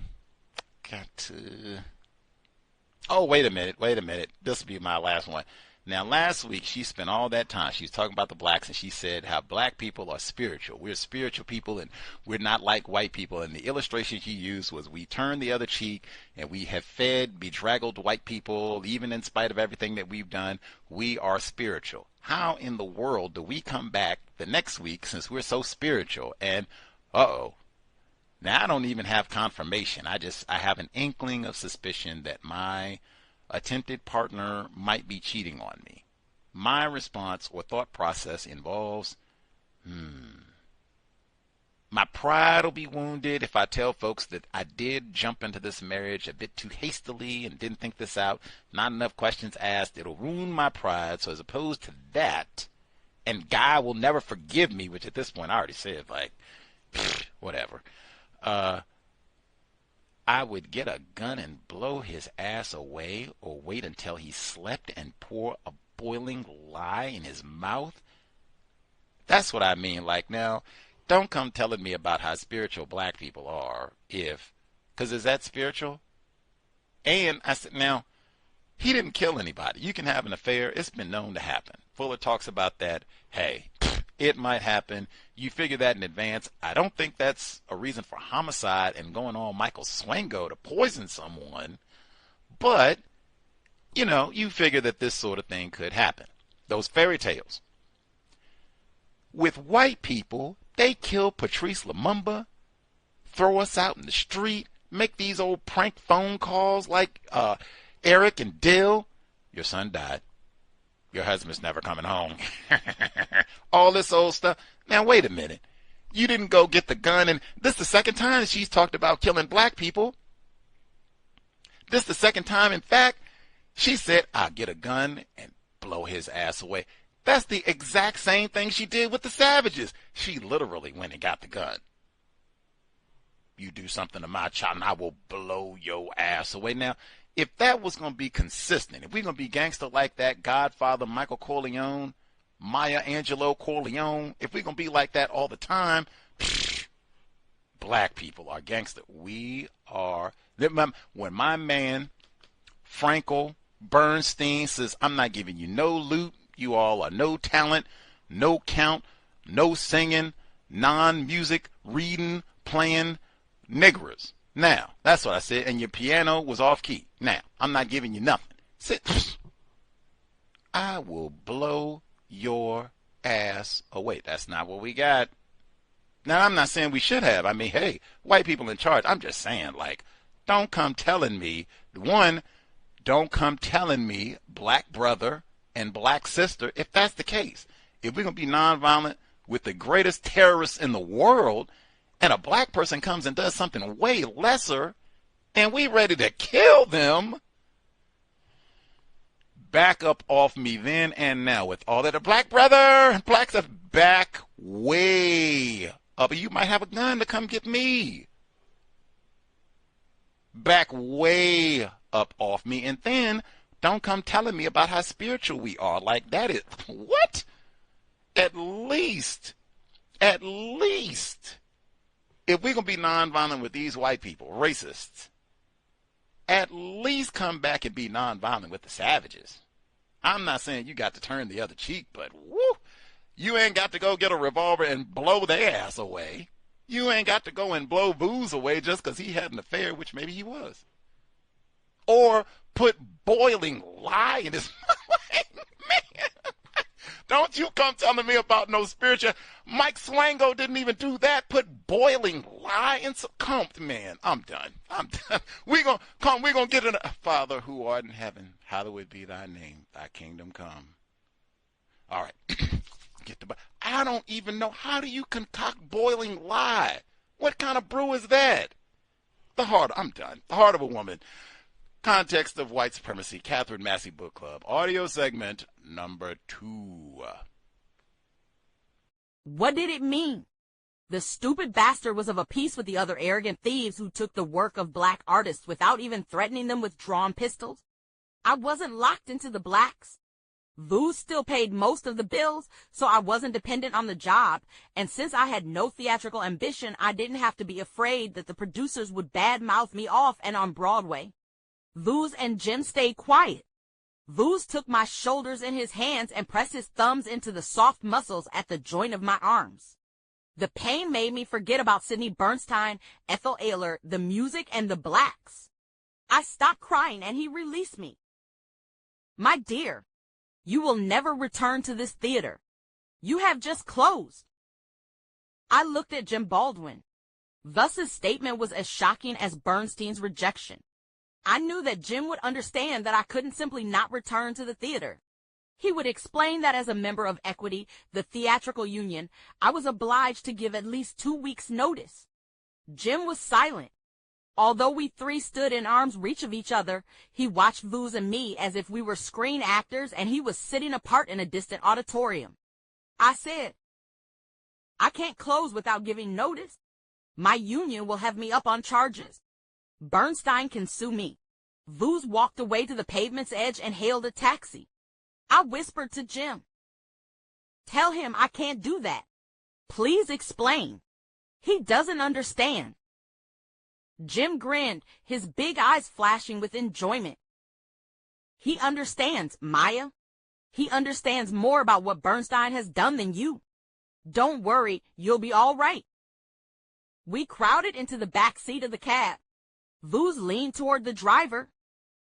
Take us, please, to the nearest Western Union office. The driver hesitated for a few seconds, then started his motor and drove us to Broadway. On the ride, V.U.S. and Jim leaned across me, agreeing on the bloody arrogance of white folks. It was ironic that the producer of a play which exposed white greed so eloquently could himself be such a glutton. Whether we were in the mines of South Africa or the liberal New York theater, nothing changed. Whites wanted everything they thought they deserved everything. That they wanted to possess all the materials of the earth was in itself disturbing, but that they also wanted to control the souls and the pride of people was inexplicable. We walked into the Western Union office. Jim and I stood talking while V.U.S. filled out a form. He handed it to the telegraph operator. When the man finished copying the message, V.U.S. paid, and then, taking the form back, he walked over to us and read aloud. Mrs. Maya Angelou Make will not be returning to the blacks or the STT. Mark's Playhouse. She resists the exploitation of herself and her people. She has closed. Signed, Vusumzi Linda Make, Pan-African Congress, Johannesburg, South Africa. Currently petitioner at United Nations. V.U.S. continued. That will be the last you will hear of those people, my dear. Unless Bernstein wants an international incident. Jim laughed out loud. See, Maya Angelou, I told you, you have nothing to worry about. We walked out of the office and, linking arms, strolled into the nearest bar.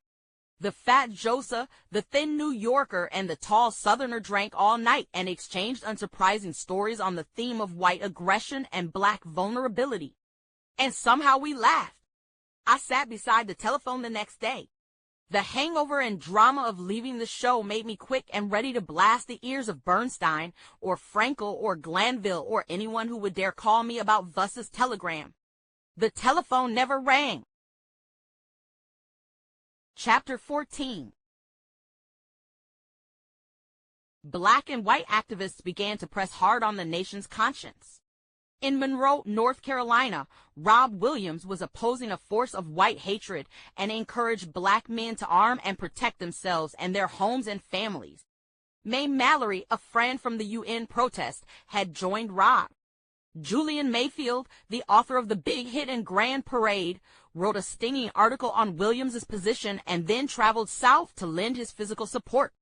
Stokely Carmichael and James Forman founded a new group, Student Nonviolent Coordinating Committee, an offshoot of the Southern resistance organizations, and were taking the freedom struggle into hamlets and villages where white hate was entrenched and black acceptance of inferior status a historic norm. Malcolm X continued to appear on national television. Newspapers were led with reports of tributes to Martin Luther King and editorials honoring his nonviolent ideology. The white liberal population was growing. White students joined black students in freedom rides traveling on public conveyances to southern towns which were racist strongholds. Ralph Bunche was the U.S. ambassador to the UN and had received the Nobel Prize for his work as mediator in the Palestine conflict. When his son was denied membership in the all-white Forest Hills Tennis Club, Dr. Bunche made a statement which revealed his insight. The internationally respected representative, who had a complexion light-colored enough to allow him to pass for white, said, "I know now that until the lowliest Negro sharecropper in the South is free, I am not free." Ossie Davis's play Pearly Victorious opened on Broadway, and his wife, Ruby Dee, as the petite Ludi Belle, had white audiences howling at their own ignorance and greed. Paul Marshall's Soul Clap Hands and Sing was published, and readers were treated to well-written stories of black hope, despair, and defeat. John Killins's And Then We Heard the Thunder exposed the irony of black soldiers fighting for a white country in a segregated army. Baldwin's The Fire Next Time was an unrelenting warning that racism was not only homicidal, but it was also suicidal. In Little Rock, Daisy Bates had led 9 children into a segregated white high school, and when the Arkansas governor Orville Faubus ordered local police to prevent the students' entry, President Dwight Eisenhower sent federal troops to keep the peace. Harry Belafonte and Miriam Makeba were performing fundraising concerts for the freedom struggle. Max and Abby traveled around the country doing their Freedom Now Suite. Guy was totally occupied with school, sane, ethical culture, and girls. Vooz traveled to and from East Africa, West Africa, London, and Algeria, and I sat at home. I had no job and only the spending money Vooz had left. My departure from the SCLC had been so hasty, I was embarrassed to go back and offer my services even as a volunteer. I was not a Muslim nor a student, so there was no place for me either in Malcolm X's organization or in SNCC. I withdrew from my friends and even the Harlem Writers Guild. At last, Vooz returned from his latest extended trip. As usual, he brought gifts for me and Guy, and stories which had us tense with excitement and open-mouthed with admiration. My present was a blouse and an orange silk sari. He was delicate and assured when he wrapped the cloth around my hips and draped the end over my shoulders. I didn't ask where or how he had learned the technique. I was becoming a good African wife. We walked into the lobby of the Waldorf Astoria Hotel, and the quiet was intimidating. Tuxedoed white men held the elbows of expensively dressed white women, and they made no noise as they glided over the carpeted floor. I held onto Vuss's arm and, dressed in my orange sari, stretched my head and neck upward until I added a few more inches to my 6-foot frame. Vooz had taught me a little Xhosa, and I spoke clearly and loudly in the click language. When we entered the elevator, I felt all those white eyes on my back. I was an African and the bastion of white power, and my black king would protect me. The Sierra Leone ambassador's suite was festive with brown and black-colored people in African dress and the melodies of Ghanaian high-life music. Vooz took me to the ambassador, who was standing with a group of women near the window. The ambassador saw Vooz and beamed. "Ah, Mr. Mate, welcome. Ladies, I would like you to meet our revolutionary brother from South Africa, Vusunzi Mate." Vooz smiled and bowed, the light catching his cheekbones and causing his hair to glisten. He straightened up and spoke. "Your Excellency, I present my wife, Maya Angelou, Mate." The ambassador took my hand. "She is beautiful, Mate." He also bowed. "Madam Mate, we have heard of you in Africa. Mr. Make has done the continent a great service. Welcome." I shook hands with the ambassador and each of the women and suddenly found the crowd had dispersed. I saw Vooz near a table where a uniformed bartender mixed drinks. The ambassador was dancing with a pretty little woman in a very low-cut cocktail dress, and I was left at the window. A roving waiter offered a tray of drinks. I chose a glass of wine and looked down on the lights of New York. Strange languages swirled around me, and the smell of a spice, known among Arkansas blacks as bird pepper, became strong in the room. I stopped the waiter and took a glass of scotch from his tray. C.O.W.S had taken over from the ambassador, and now he was dancing with the little sexy woman, holding her too close, gazing too deeply into her eyes. I found the waiter and a group of laughing guests, took another scotch, and went back to the window to drink and think. I had a fresh haircut and was wearing the prettiest outfit I owned. I could speak French and Spanish very well and could talk intelligently on a number of subjects. I knew national politics intimately and international subjects moderately well. I was married to a leading African freedom fighter and had daubed French perfume on my body discreetly. Yet no one talked to me. I had another drink. The lights on the street had begun to blur, but I could see clearly that C.O.W.S was still dancing with the woman. I would have known what to do if the party had been given by Afro-Americans, or even if there had been a few Afro-American guests, or if the African guests had all been female.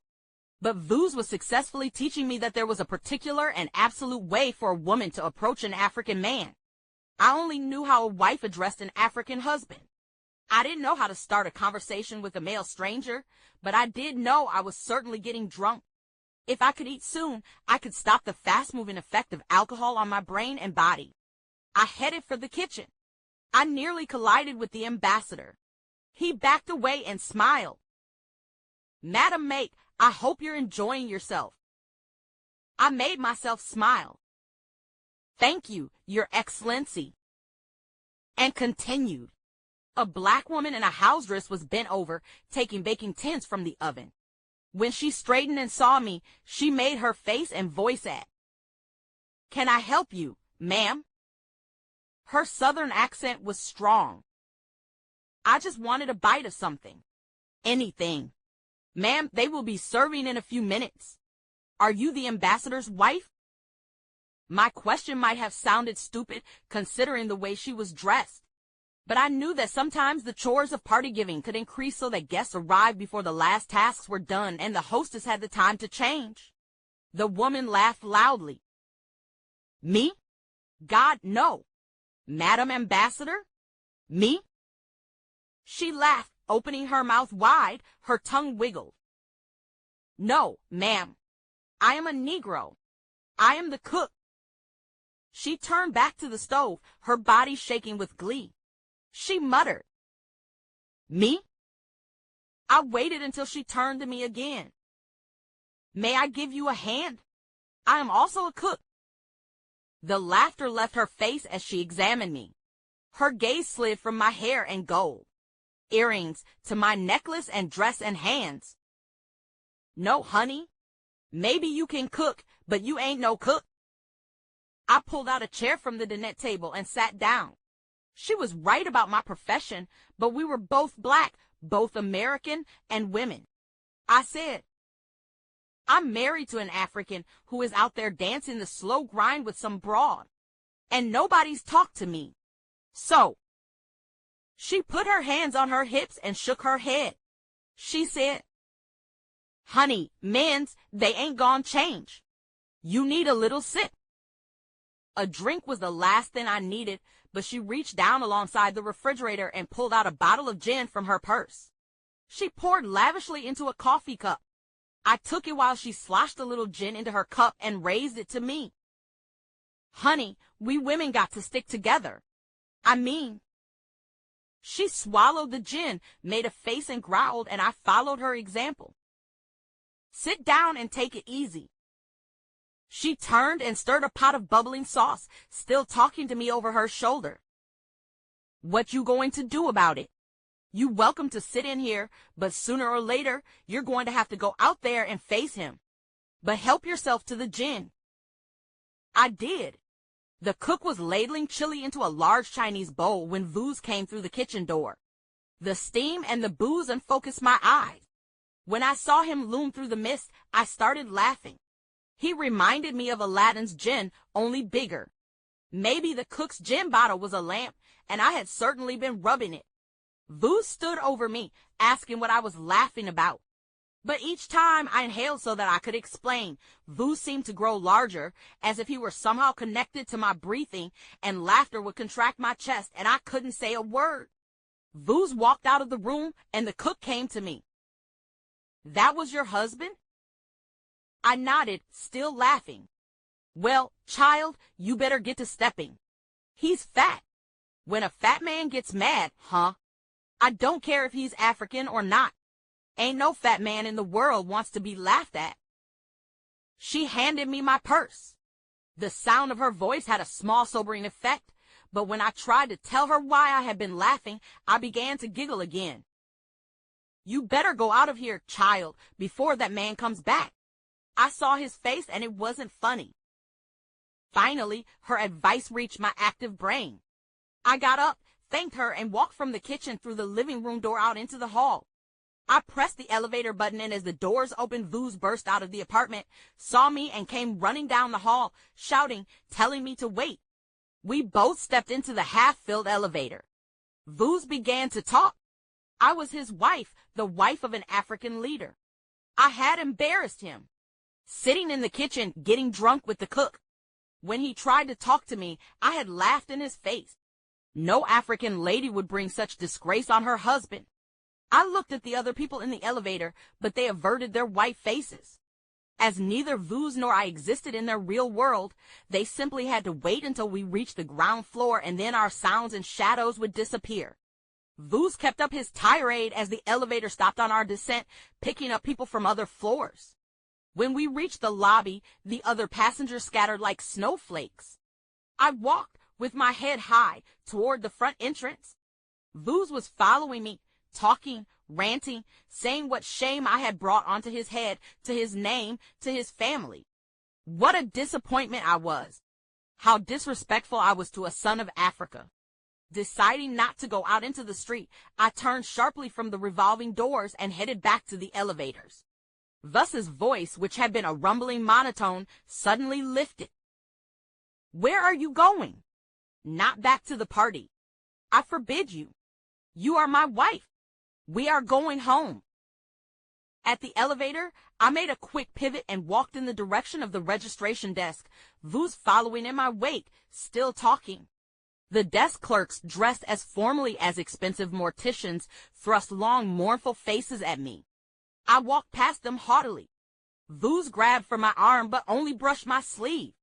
I snatched away from him and lengthened my stride. When I reached the front doors the second time, I looked over my shoulder and saw that his face was bathed in sweat. With an oblique turn, I dodged a small group of white men entering the lobby and increased my speed. Vuz's breath came harder, and his sentences were short explosions. "Stop, foolish woman, moron, idiot." I might be all those things or none, but he wasn't going to catch me. I began to sprint. I ran around the sofas, making guests draw their legs out of the way. Vuz was lumbering less than a foot behind me. A desk clerk's face suddenly appeared at my side, anxious and gulping. We could have been two underwater swimmers in a clear pool. With just a little energy, I quickly outdistanced him. Vuz shouted, "Don't touch her. She's my wife." He stressed the possessive. A conservatively dressed black man stood in my way. I ran straight toward him, but at the last second I veered, and he pulled his attach case up and cradled it in his arms. I heard his sigh of relief after I passed him. When I reached the bank of elevators again, I looked back. Vuz was nearly in arm's reach. The desk clerk followed him, and behind the desk clerk, a uniformed policeman and a gray-suited man, whom I took to be the manager, brought up the rear. The cop's presence gave me added energy. This seemed as good a time as I was ever likely to get. I would show that if I didn't have to dodge bullets, if it was a fair race, just me and him, I could outrun any New York policeman. I hitched my purse in my armpit and stretched my legs. Shouts floated around the lobby. "Stop her!" And Vuz's "Don't touch her," and "Who is she?" Startled guests stood together under the crystal chandelier as we wound through the lobby. I screamed back, "All of you can go to hell." An empty revolving door section was moving slowly, so I dove into it and pushed quickly. I heard a thud, and when I stepped out onto the pavement, I looked through the side window. I saw that Vuz, the clerk, and the policeman had hit the door at the same time and tumbled into a heap on the floor. At that moment, I turned and saw a woman get out of a taxi. Before she could slam the door, I ran and jumped into the cab. It wouldn't be wise to go home, so I gave the driver Rosa's address on Riverside Drive. I sat drinking black coffee and watching Rosa laugh at my description of the race in the Waldorf Astoria lobby. I had sobered. My actions were unforgivable. I had shown all those white folks that black people had no dignity. I had embarrassed my husband, who was risking his life for our people. He had called me an idiot, and he was right. Rosa kept laughing, but for me there was nothing funny anymore. Vuz telephoned the next morning and came to collect me. He brought flowers for Rosa and perfume for me. We kissed. He declared his love. He didn't mention my outrageous display, and I said nothing about his vulgar flirtation. We were completely reconciled. The sheriff's deputies appeared armed and solemn at my apartment one winter afternoon. When they were assured that I was Mrs. Make, one man handed me a piece of paper while the other tacked a notice on the front door. They moved with the precision of practice and were gone before I could sort out my questions. I stood in the hall reading the form and then looked at the notice. We had been evicted for non-payment of the rent. We had to be out of the apartment in 24 hours or the sheriff's deputies would put our furniture on the street. Guy was still at school. Vuz was at the UN. I calmly made a pot of coffee and sat down in the kitchen to think. I had never been put out of a house in all my life. My mother would throw one of her famous tantrums if she heard about my eviction. My son was certain to be embarrassed and made more insecure. My friends would pity me and my enemies would shake their heads and smirk. I read the form again. I was holding the third and last notice, which meant that Vuz had collected the other two and said nothing to me. Then the responsibility was his. I had played the carefree housewife who made no money. I hadn't asked for the position, but had accepted the role marriage had forced upon me. I convinced myself that I was without blame, and the total responsibility of how and where Guy and I lived lay in Vuz's lap. I could borrow money from the Colentas or my mother or Rosa, but according to the eviction notice, it was too late to pay back rent. We had no recourse save to vacate the premises. I went to the local supermarket and collected cartons. When I returned, the eviction notice seemed to have become enlarged. It covered the door from ceiling to floor. After rereading it, I went inside and began packing. I put all our clothes in suitcases in the steamer trunk I had brought from California. I culled the best pots and skillets from kitchen cupboards and placed them in cardboard boxes. The furniture, the expensive sofa, good beds and chairs had been Vuz's selection, so their disposal or arrangement could wait. There was a frantic sound of the scraping of the key and the jerking open of the door. Guy and Vuz arrived together. They crowded each other in the foyer. Guy spoke first. "Mom, did you see this door? Did you see them?" I sat on the sofa watching them untangle themselves. Vuz came into the living room followed by Guy. "Have you spoken to anyone?" It was a strange question. I didn't know what he meant, so I shook my head. When Guy asked me, not Vuz, what we were going to do, I knew that although I had relinquished my responsibility, and although Guy had seemed to accept Vuz as head of our family, in a critical moment he turned back to me. Vuz asked Guy to please go to his room. For the first time in months, Guy studied my face. I nodded and he went into his room reluctantly and left his door ajar. Vuz sat down with a heaviness which could not be credited to his bulk alone. His first statement struck me as being as strange as his first question.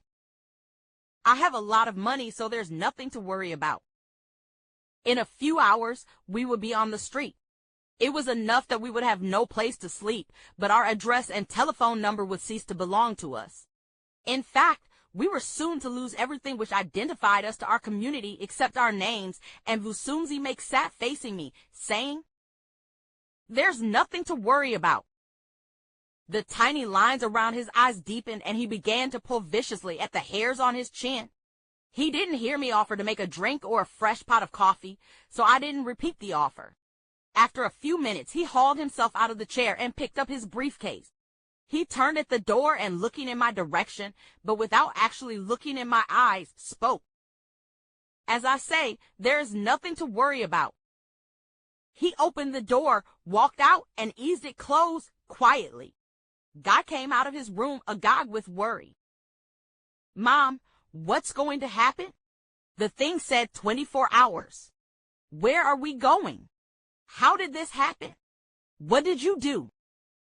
The sight of my long, tall, beautiful boy brought back the memory of an ancient incident.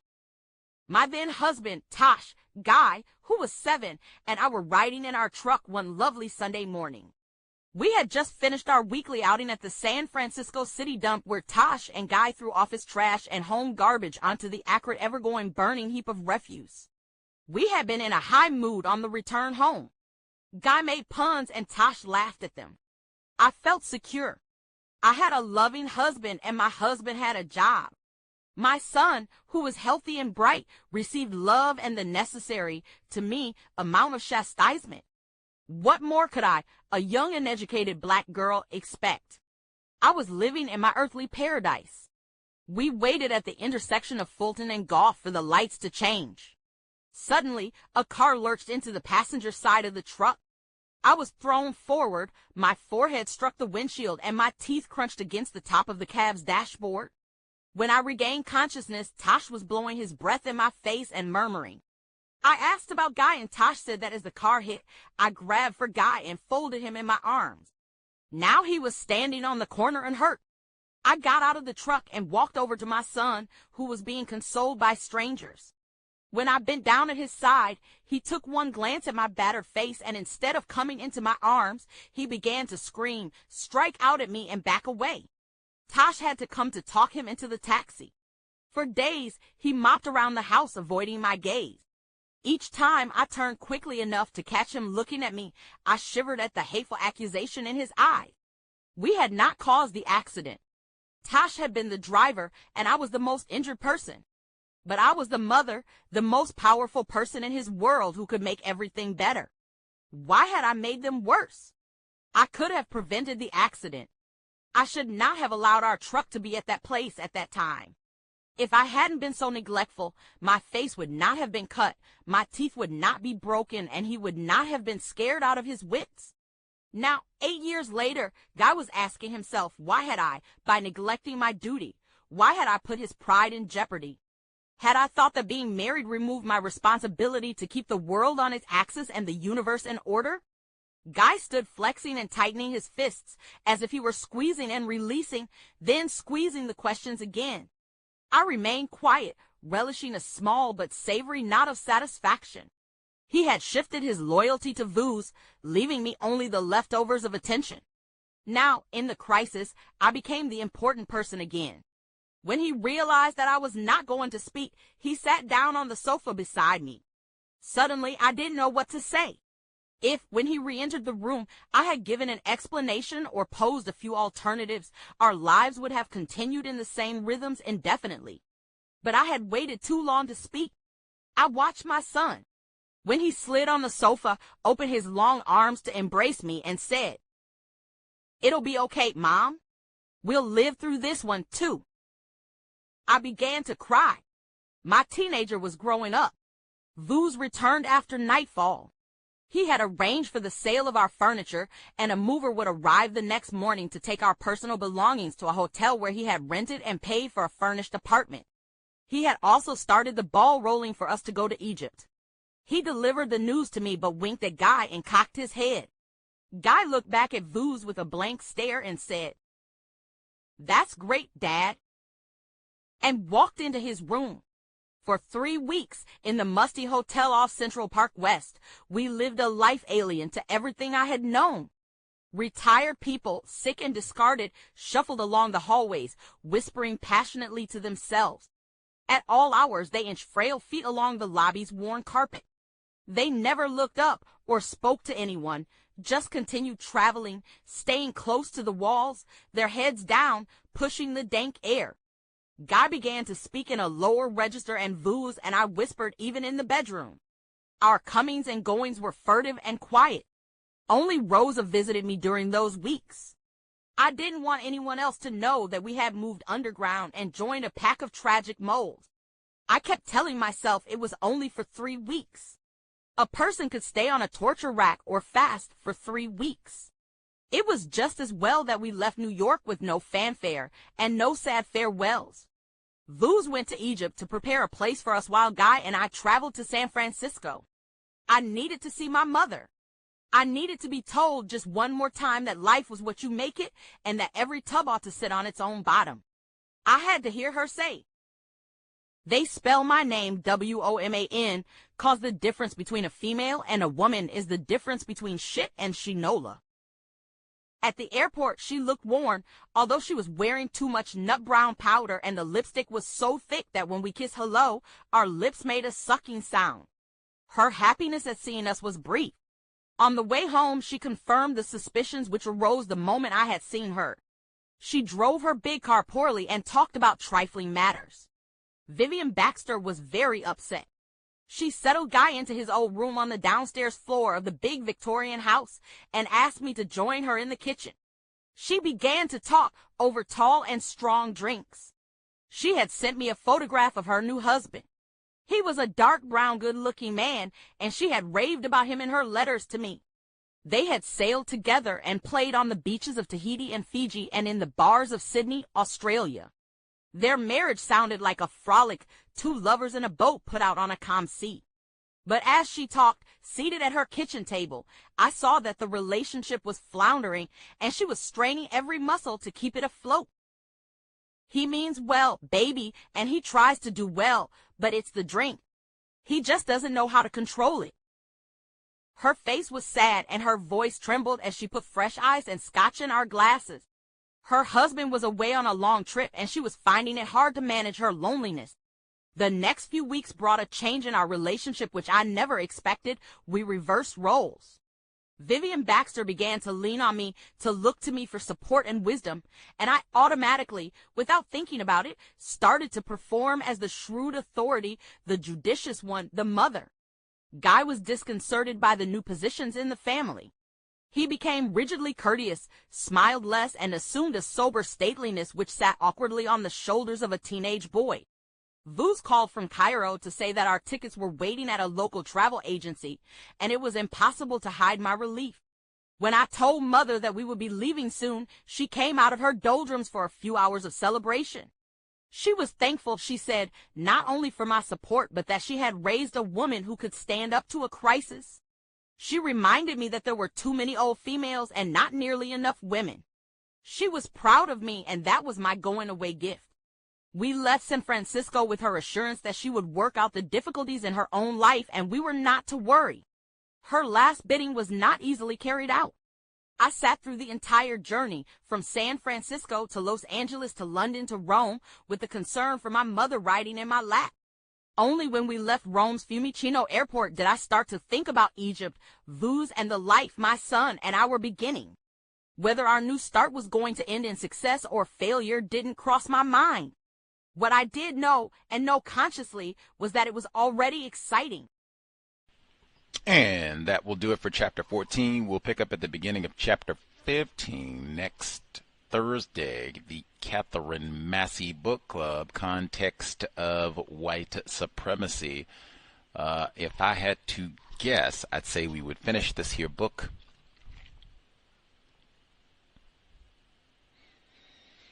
two weeks. We should be done. 2 more, and we'll be picking a new book. The Heart of a Woman, Dr. Maya Angelou. Now, that is wacky. That means we'll be picking a brand new book for the C.O.W.S Book Club, Katherine Massey Book Club at the C.O.W.S, almost on the exact date of our 16-year anniversary, the day before.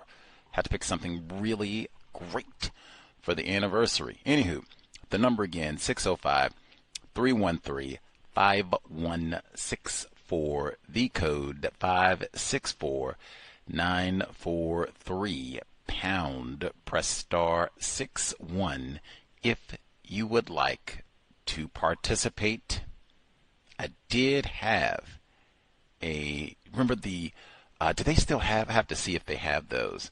The orange juice slushies, they have those still at the mall anywhere. But anyway, you can make those at home. Oh my goodness. Like, wow. It was so delicious. So yum. Just wow.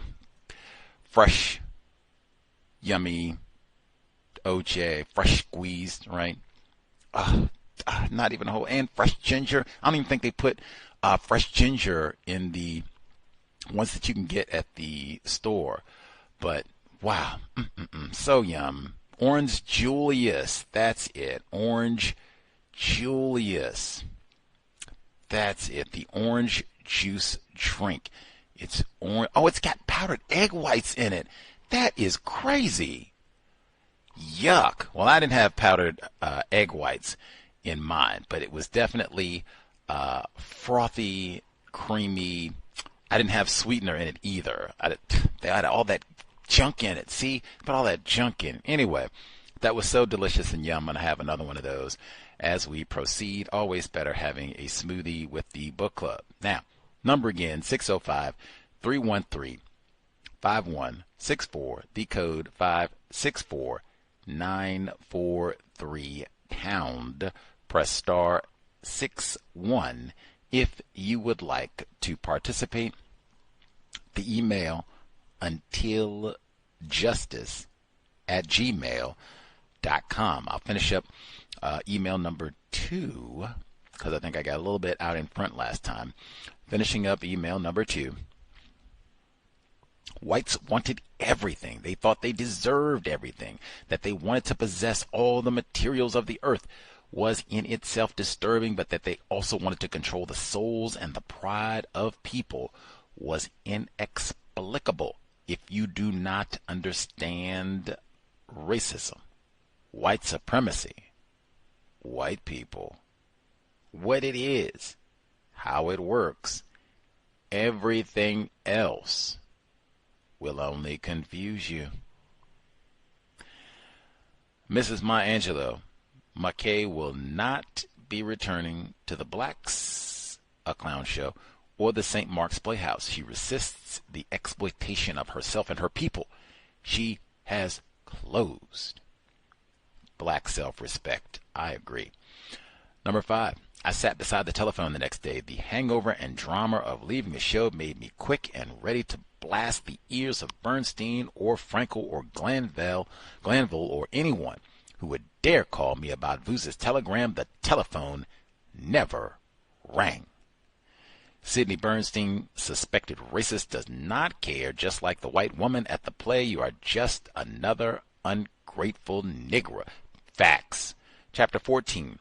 Rob Williams was opposing a force of white hatred, author of the text Negroes with Guns, often mentioned on the Cows, also in the Cows Archives book club, even before we had a book club, circa 2010.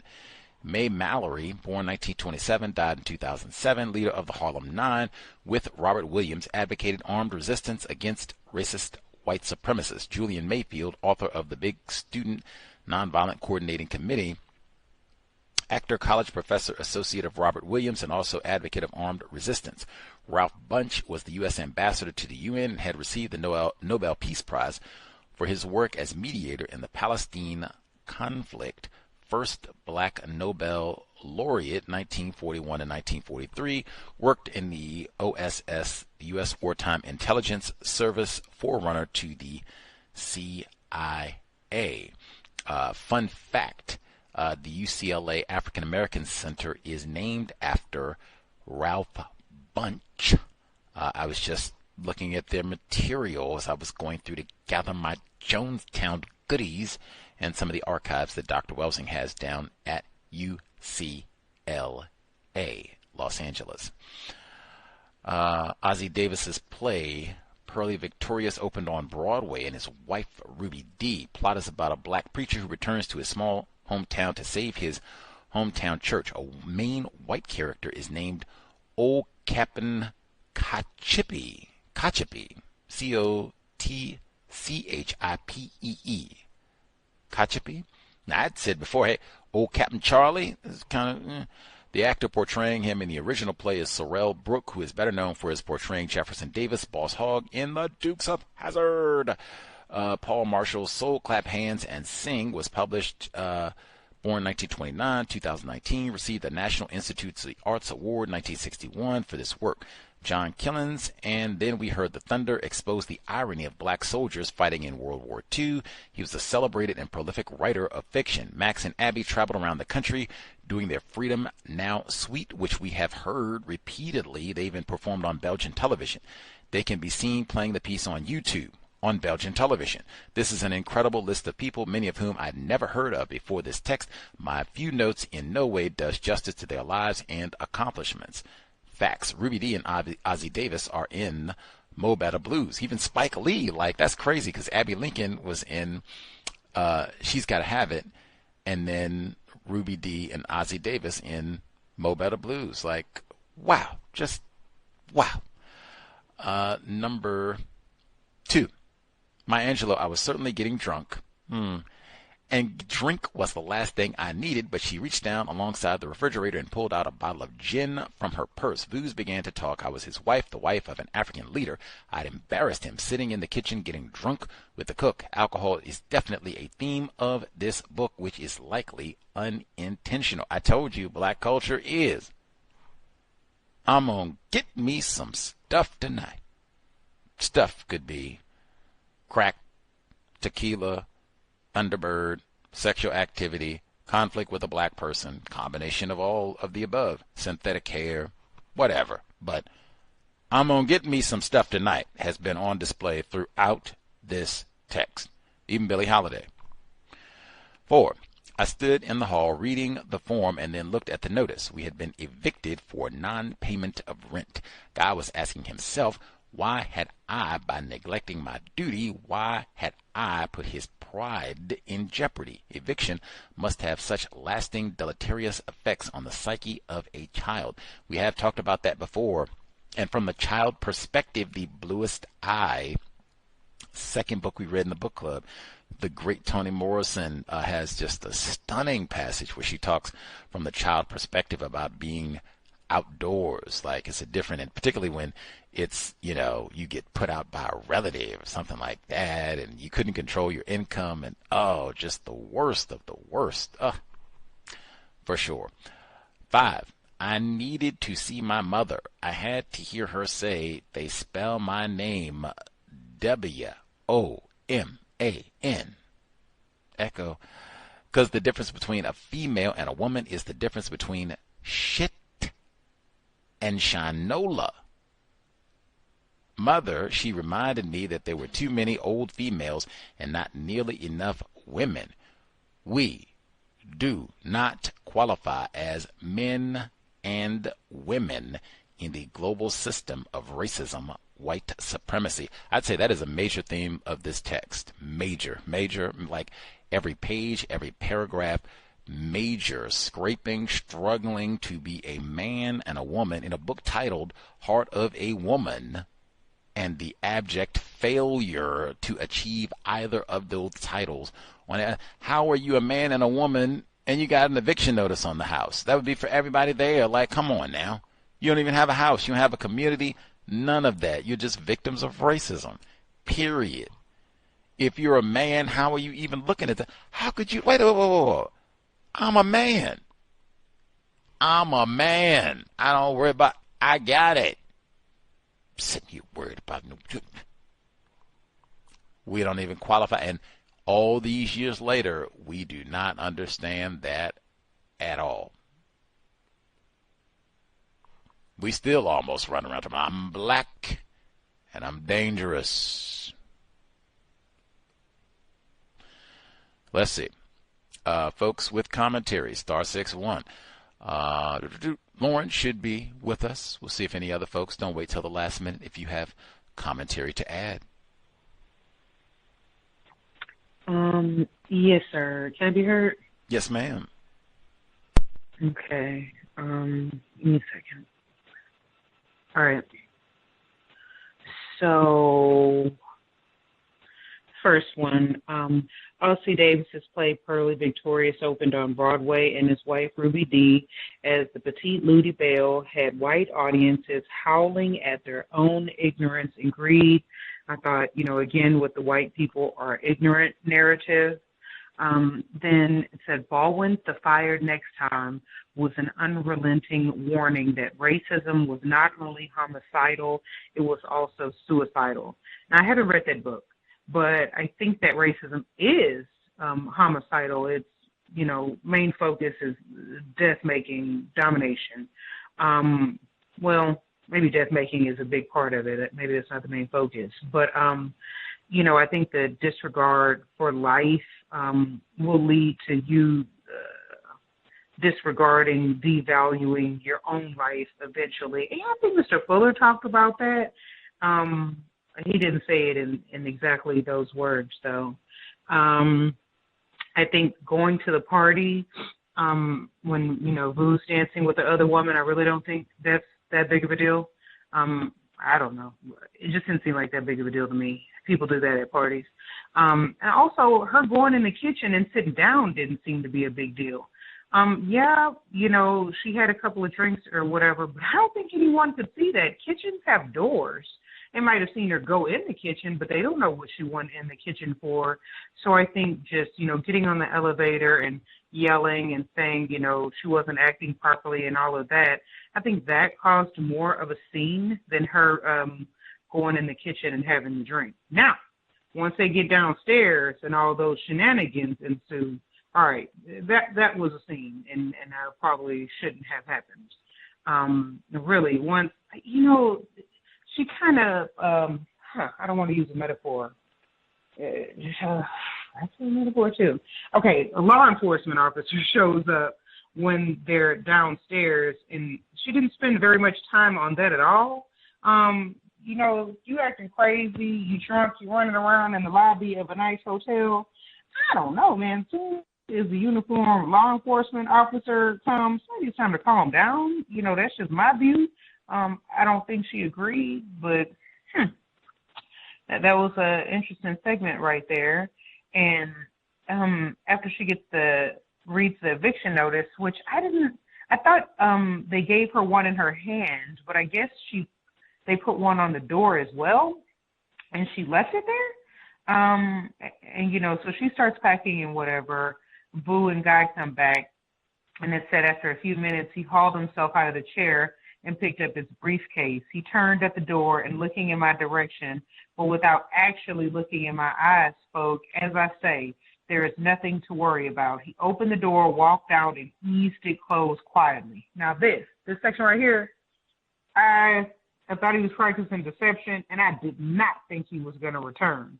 I didn't think he was going to rape anyone, but the way it turned out that's not what I thought was going to happen at all. I thought he was just going to leave. I also highlighted that WOMAN part. And shit in Shinola, boy, that's an old school, one of those old sayings. I used to hear that when I was a little girl, you don't know shit from Shinola. And the very last sentence of the session, whether our new start was going to end in success or failure, didn't cross my mind. What I did know and know consciously was that it was already exciting.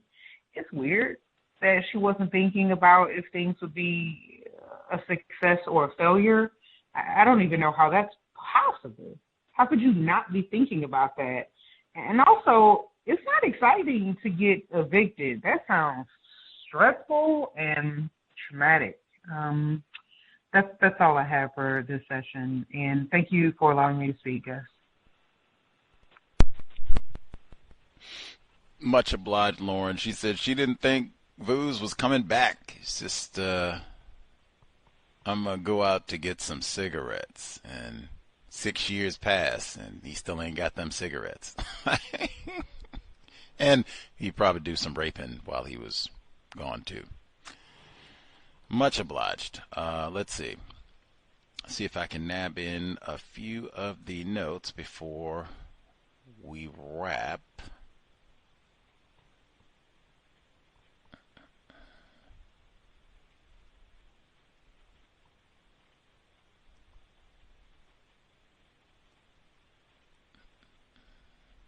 The drinking is so ubiquitous throughout even at times when they're supposed to be serious. And even, dare I say, might be further evidence that we are not serious. That even at the times that we say, all right, we're going to straighten up, put our feet on the ground, let's tackle this racism problem. But you don't got, can we get a shot first? You don't got no tequila?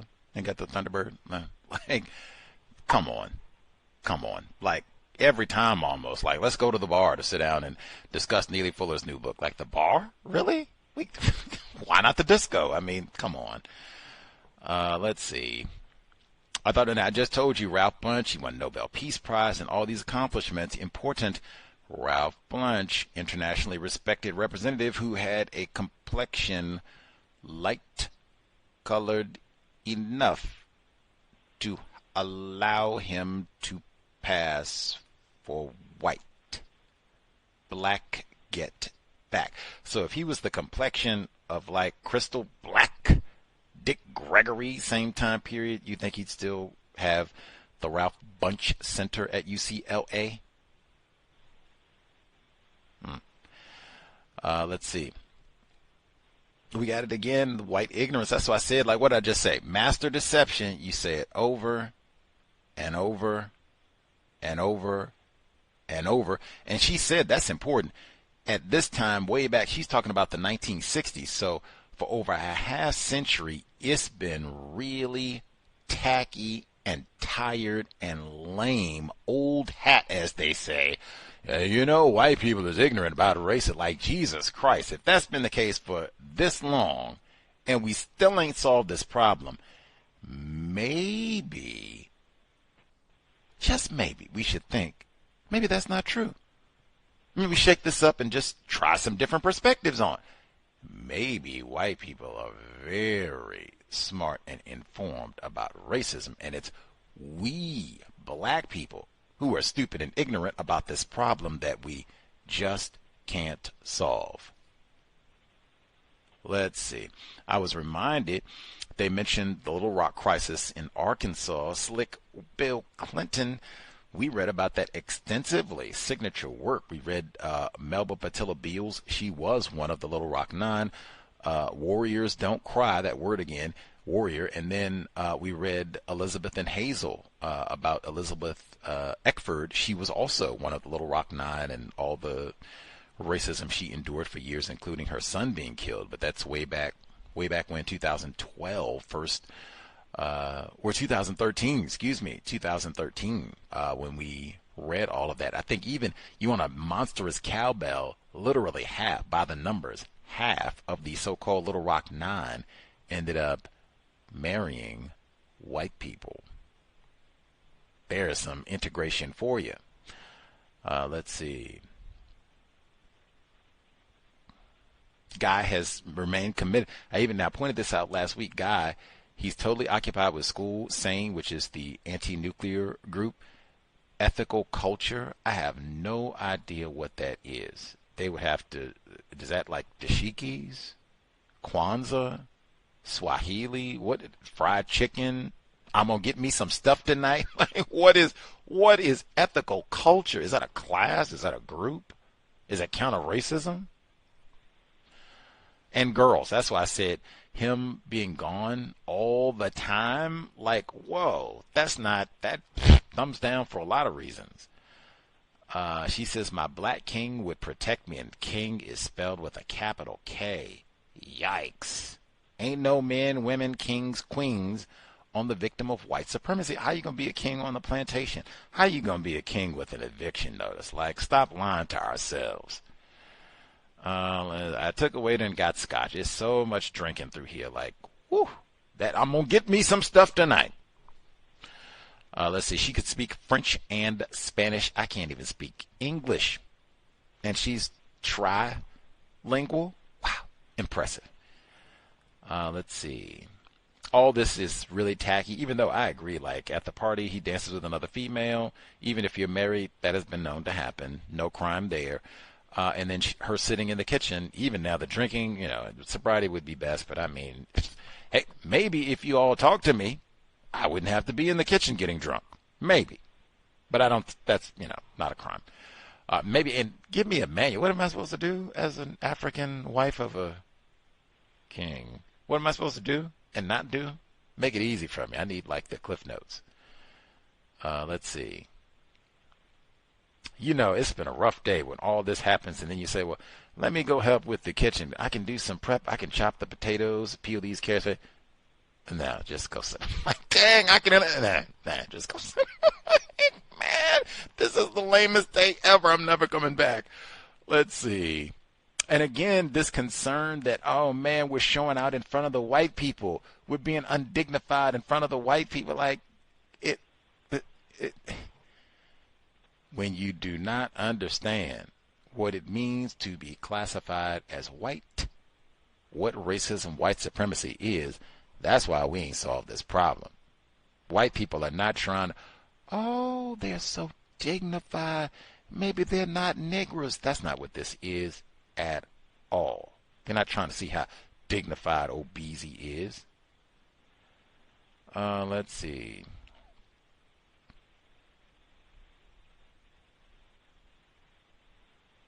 The whole eviction, I agree, that is so traumatizing, all of that for everybody, really. Being outdoors. And she just starts going, getting by. That's why I said before, like, for God, like, how many times have they been thrown and jostled hither and yonder and pow, pow, commune and hippie white people and just, what? Like, gee whiz. And then they go to see her mom to get support. And then what does she say? She's hooked up with some dude. He's good looking and they travel and all this. I want to go to Fiji. I haven't been to Fiji or Tahiti. He means well, baby, and he tries to do well, but it's the drink. I'm going to get me some stuff tonight. Sobriety would be best. Let's see. And so they leave San Francisco. They're going to see how that's enough. Like, so much of this just seems willy-nilly, and we'll see what happens. And it's kind of like, what in the world? Like, as an attempted parent, even if I didn't have a child, like, I would want things to be a little more settled than all of this. But I mean, wow, it just seems, oh, get married? Why not?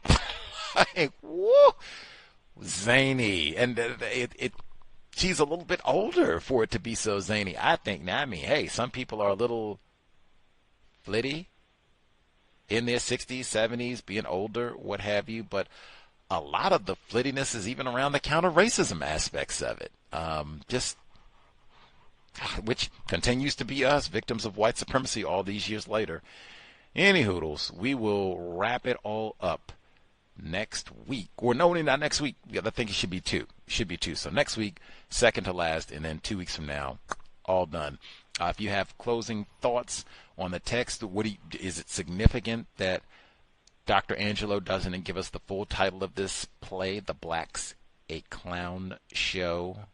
Do folks have theories on why this book isn't more well? Now, we'll say, our writer last week did tell us Oprah Winfrey did pick this for the book club, and like 1 million people read this book allegedly at that time period. So at least some section of folks read it, but I agree. I had never even heard of this book. The cover, and I've seen bunches of different cover versions at this point, none of them looked familiar. I had seen I Know Why the Caged Bird Sings for years before we read it. I knew what that cover looked like, all that. I'd never seen this book before. I'd never heard it, and in fact, I didn't even know Dr. Angelou had written like a whole document or autobiography series. I thought it was just that one book, and apparently other people, that was the same for them too. So I'm sure literary scholars of Dr. Angelou's life and work, they knew. Terry Gross, she knew.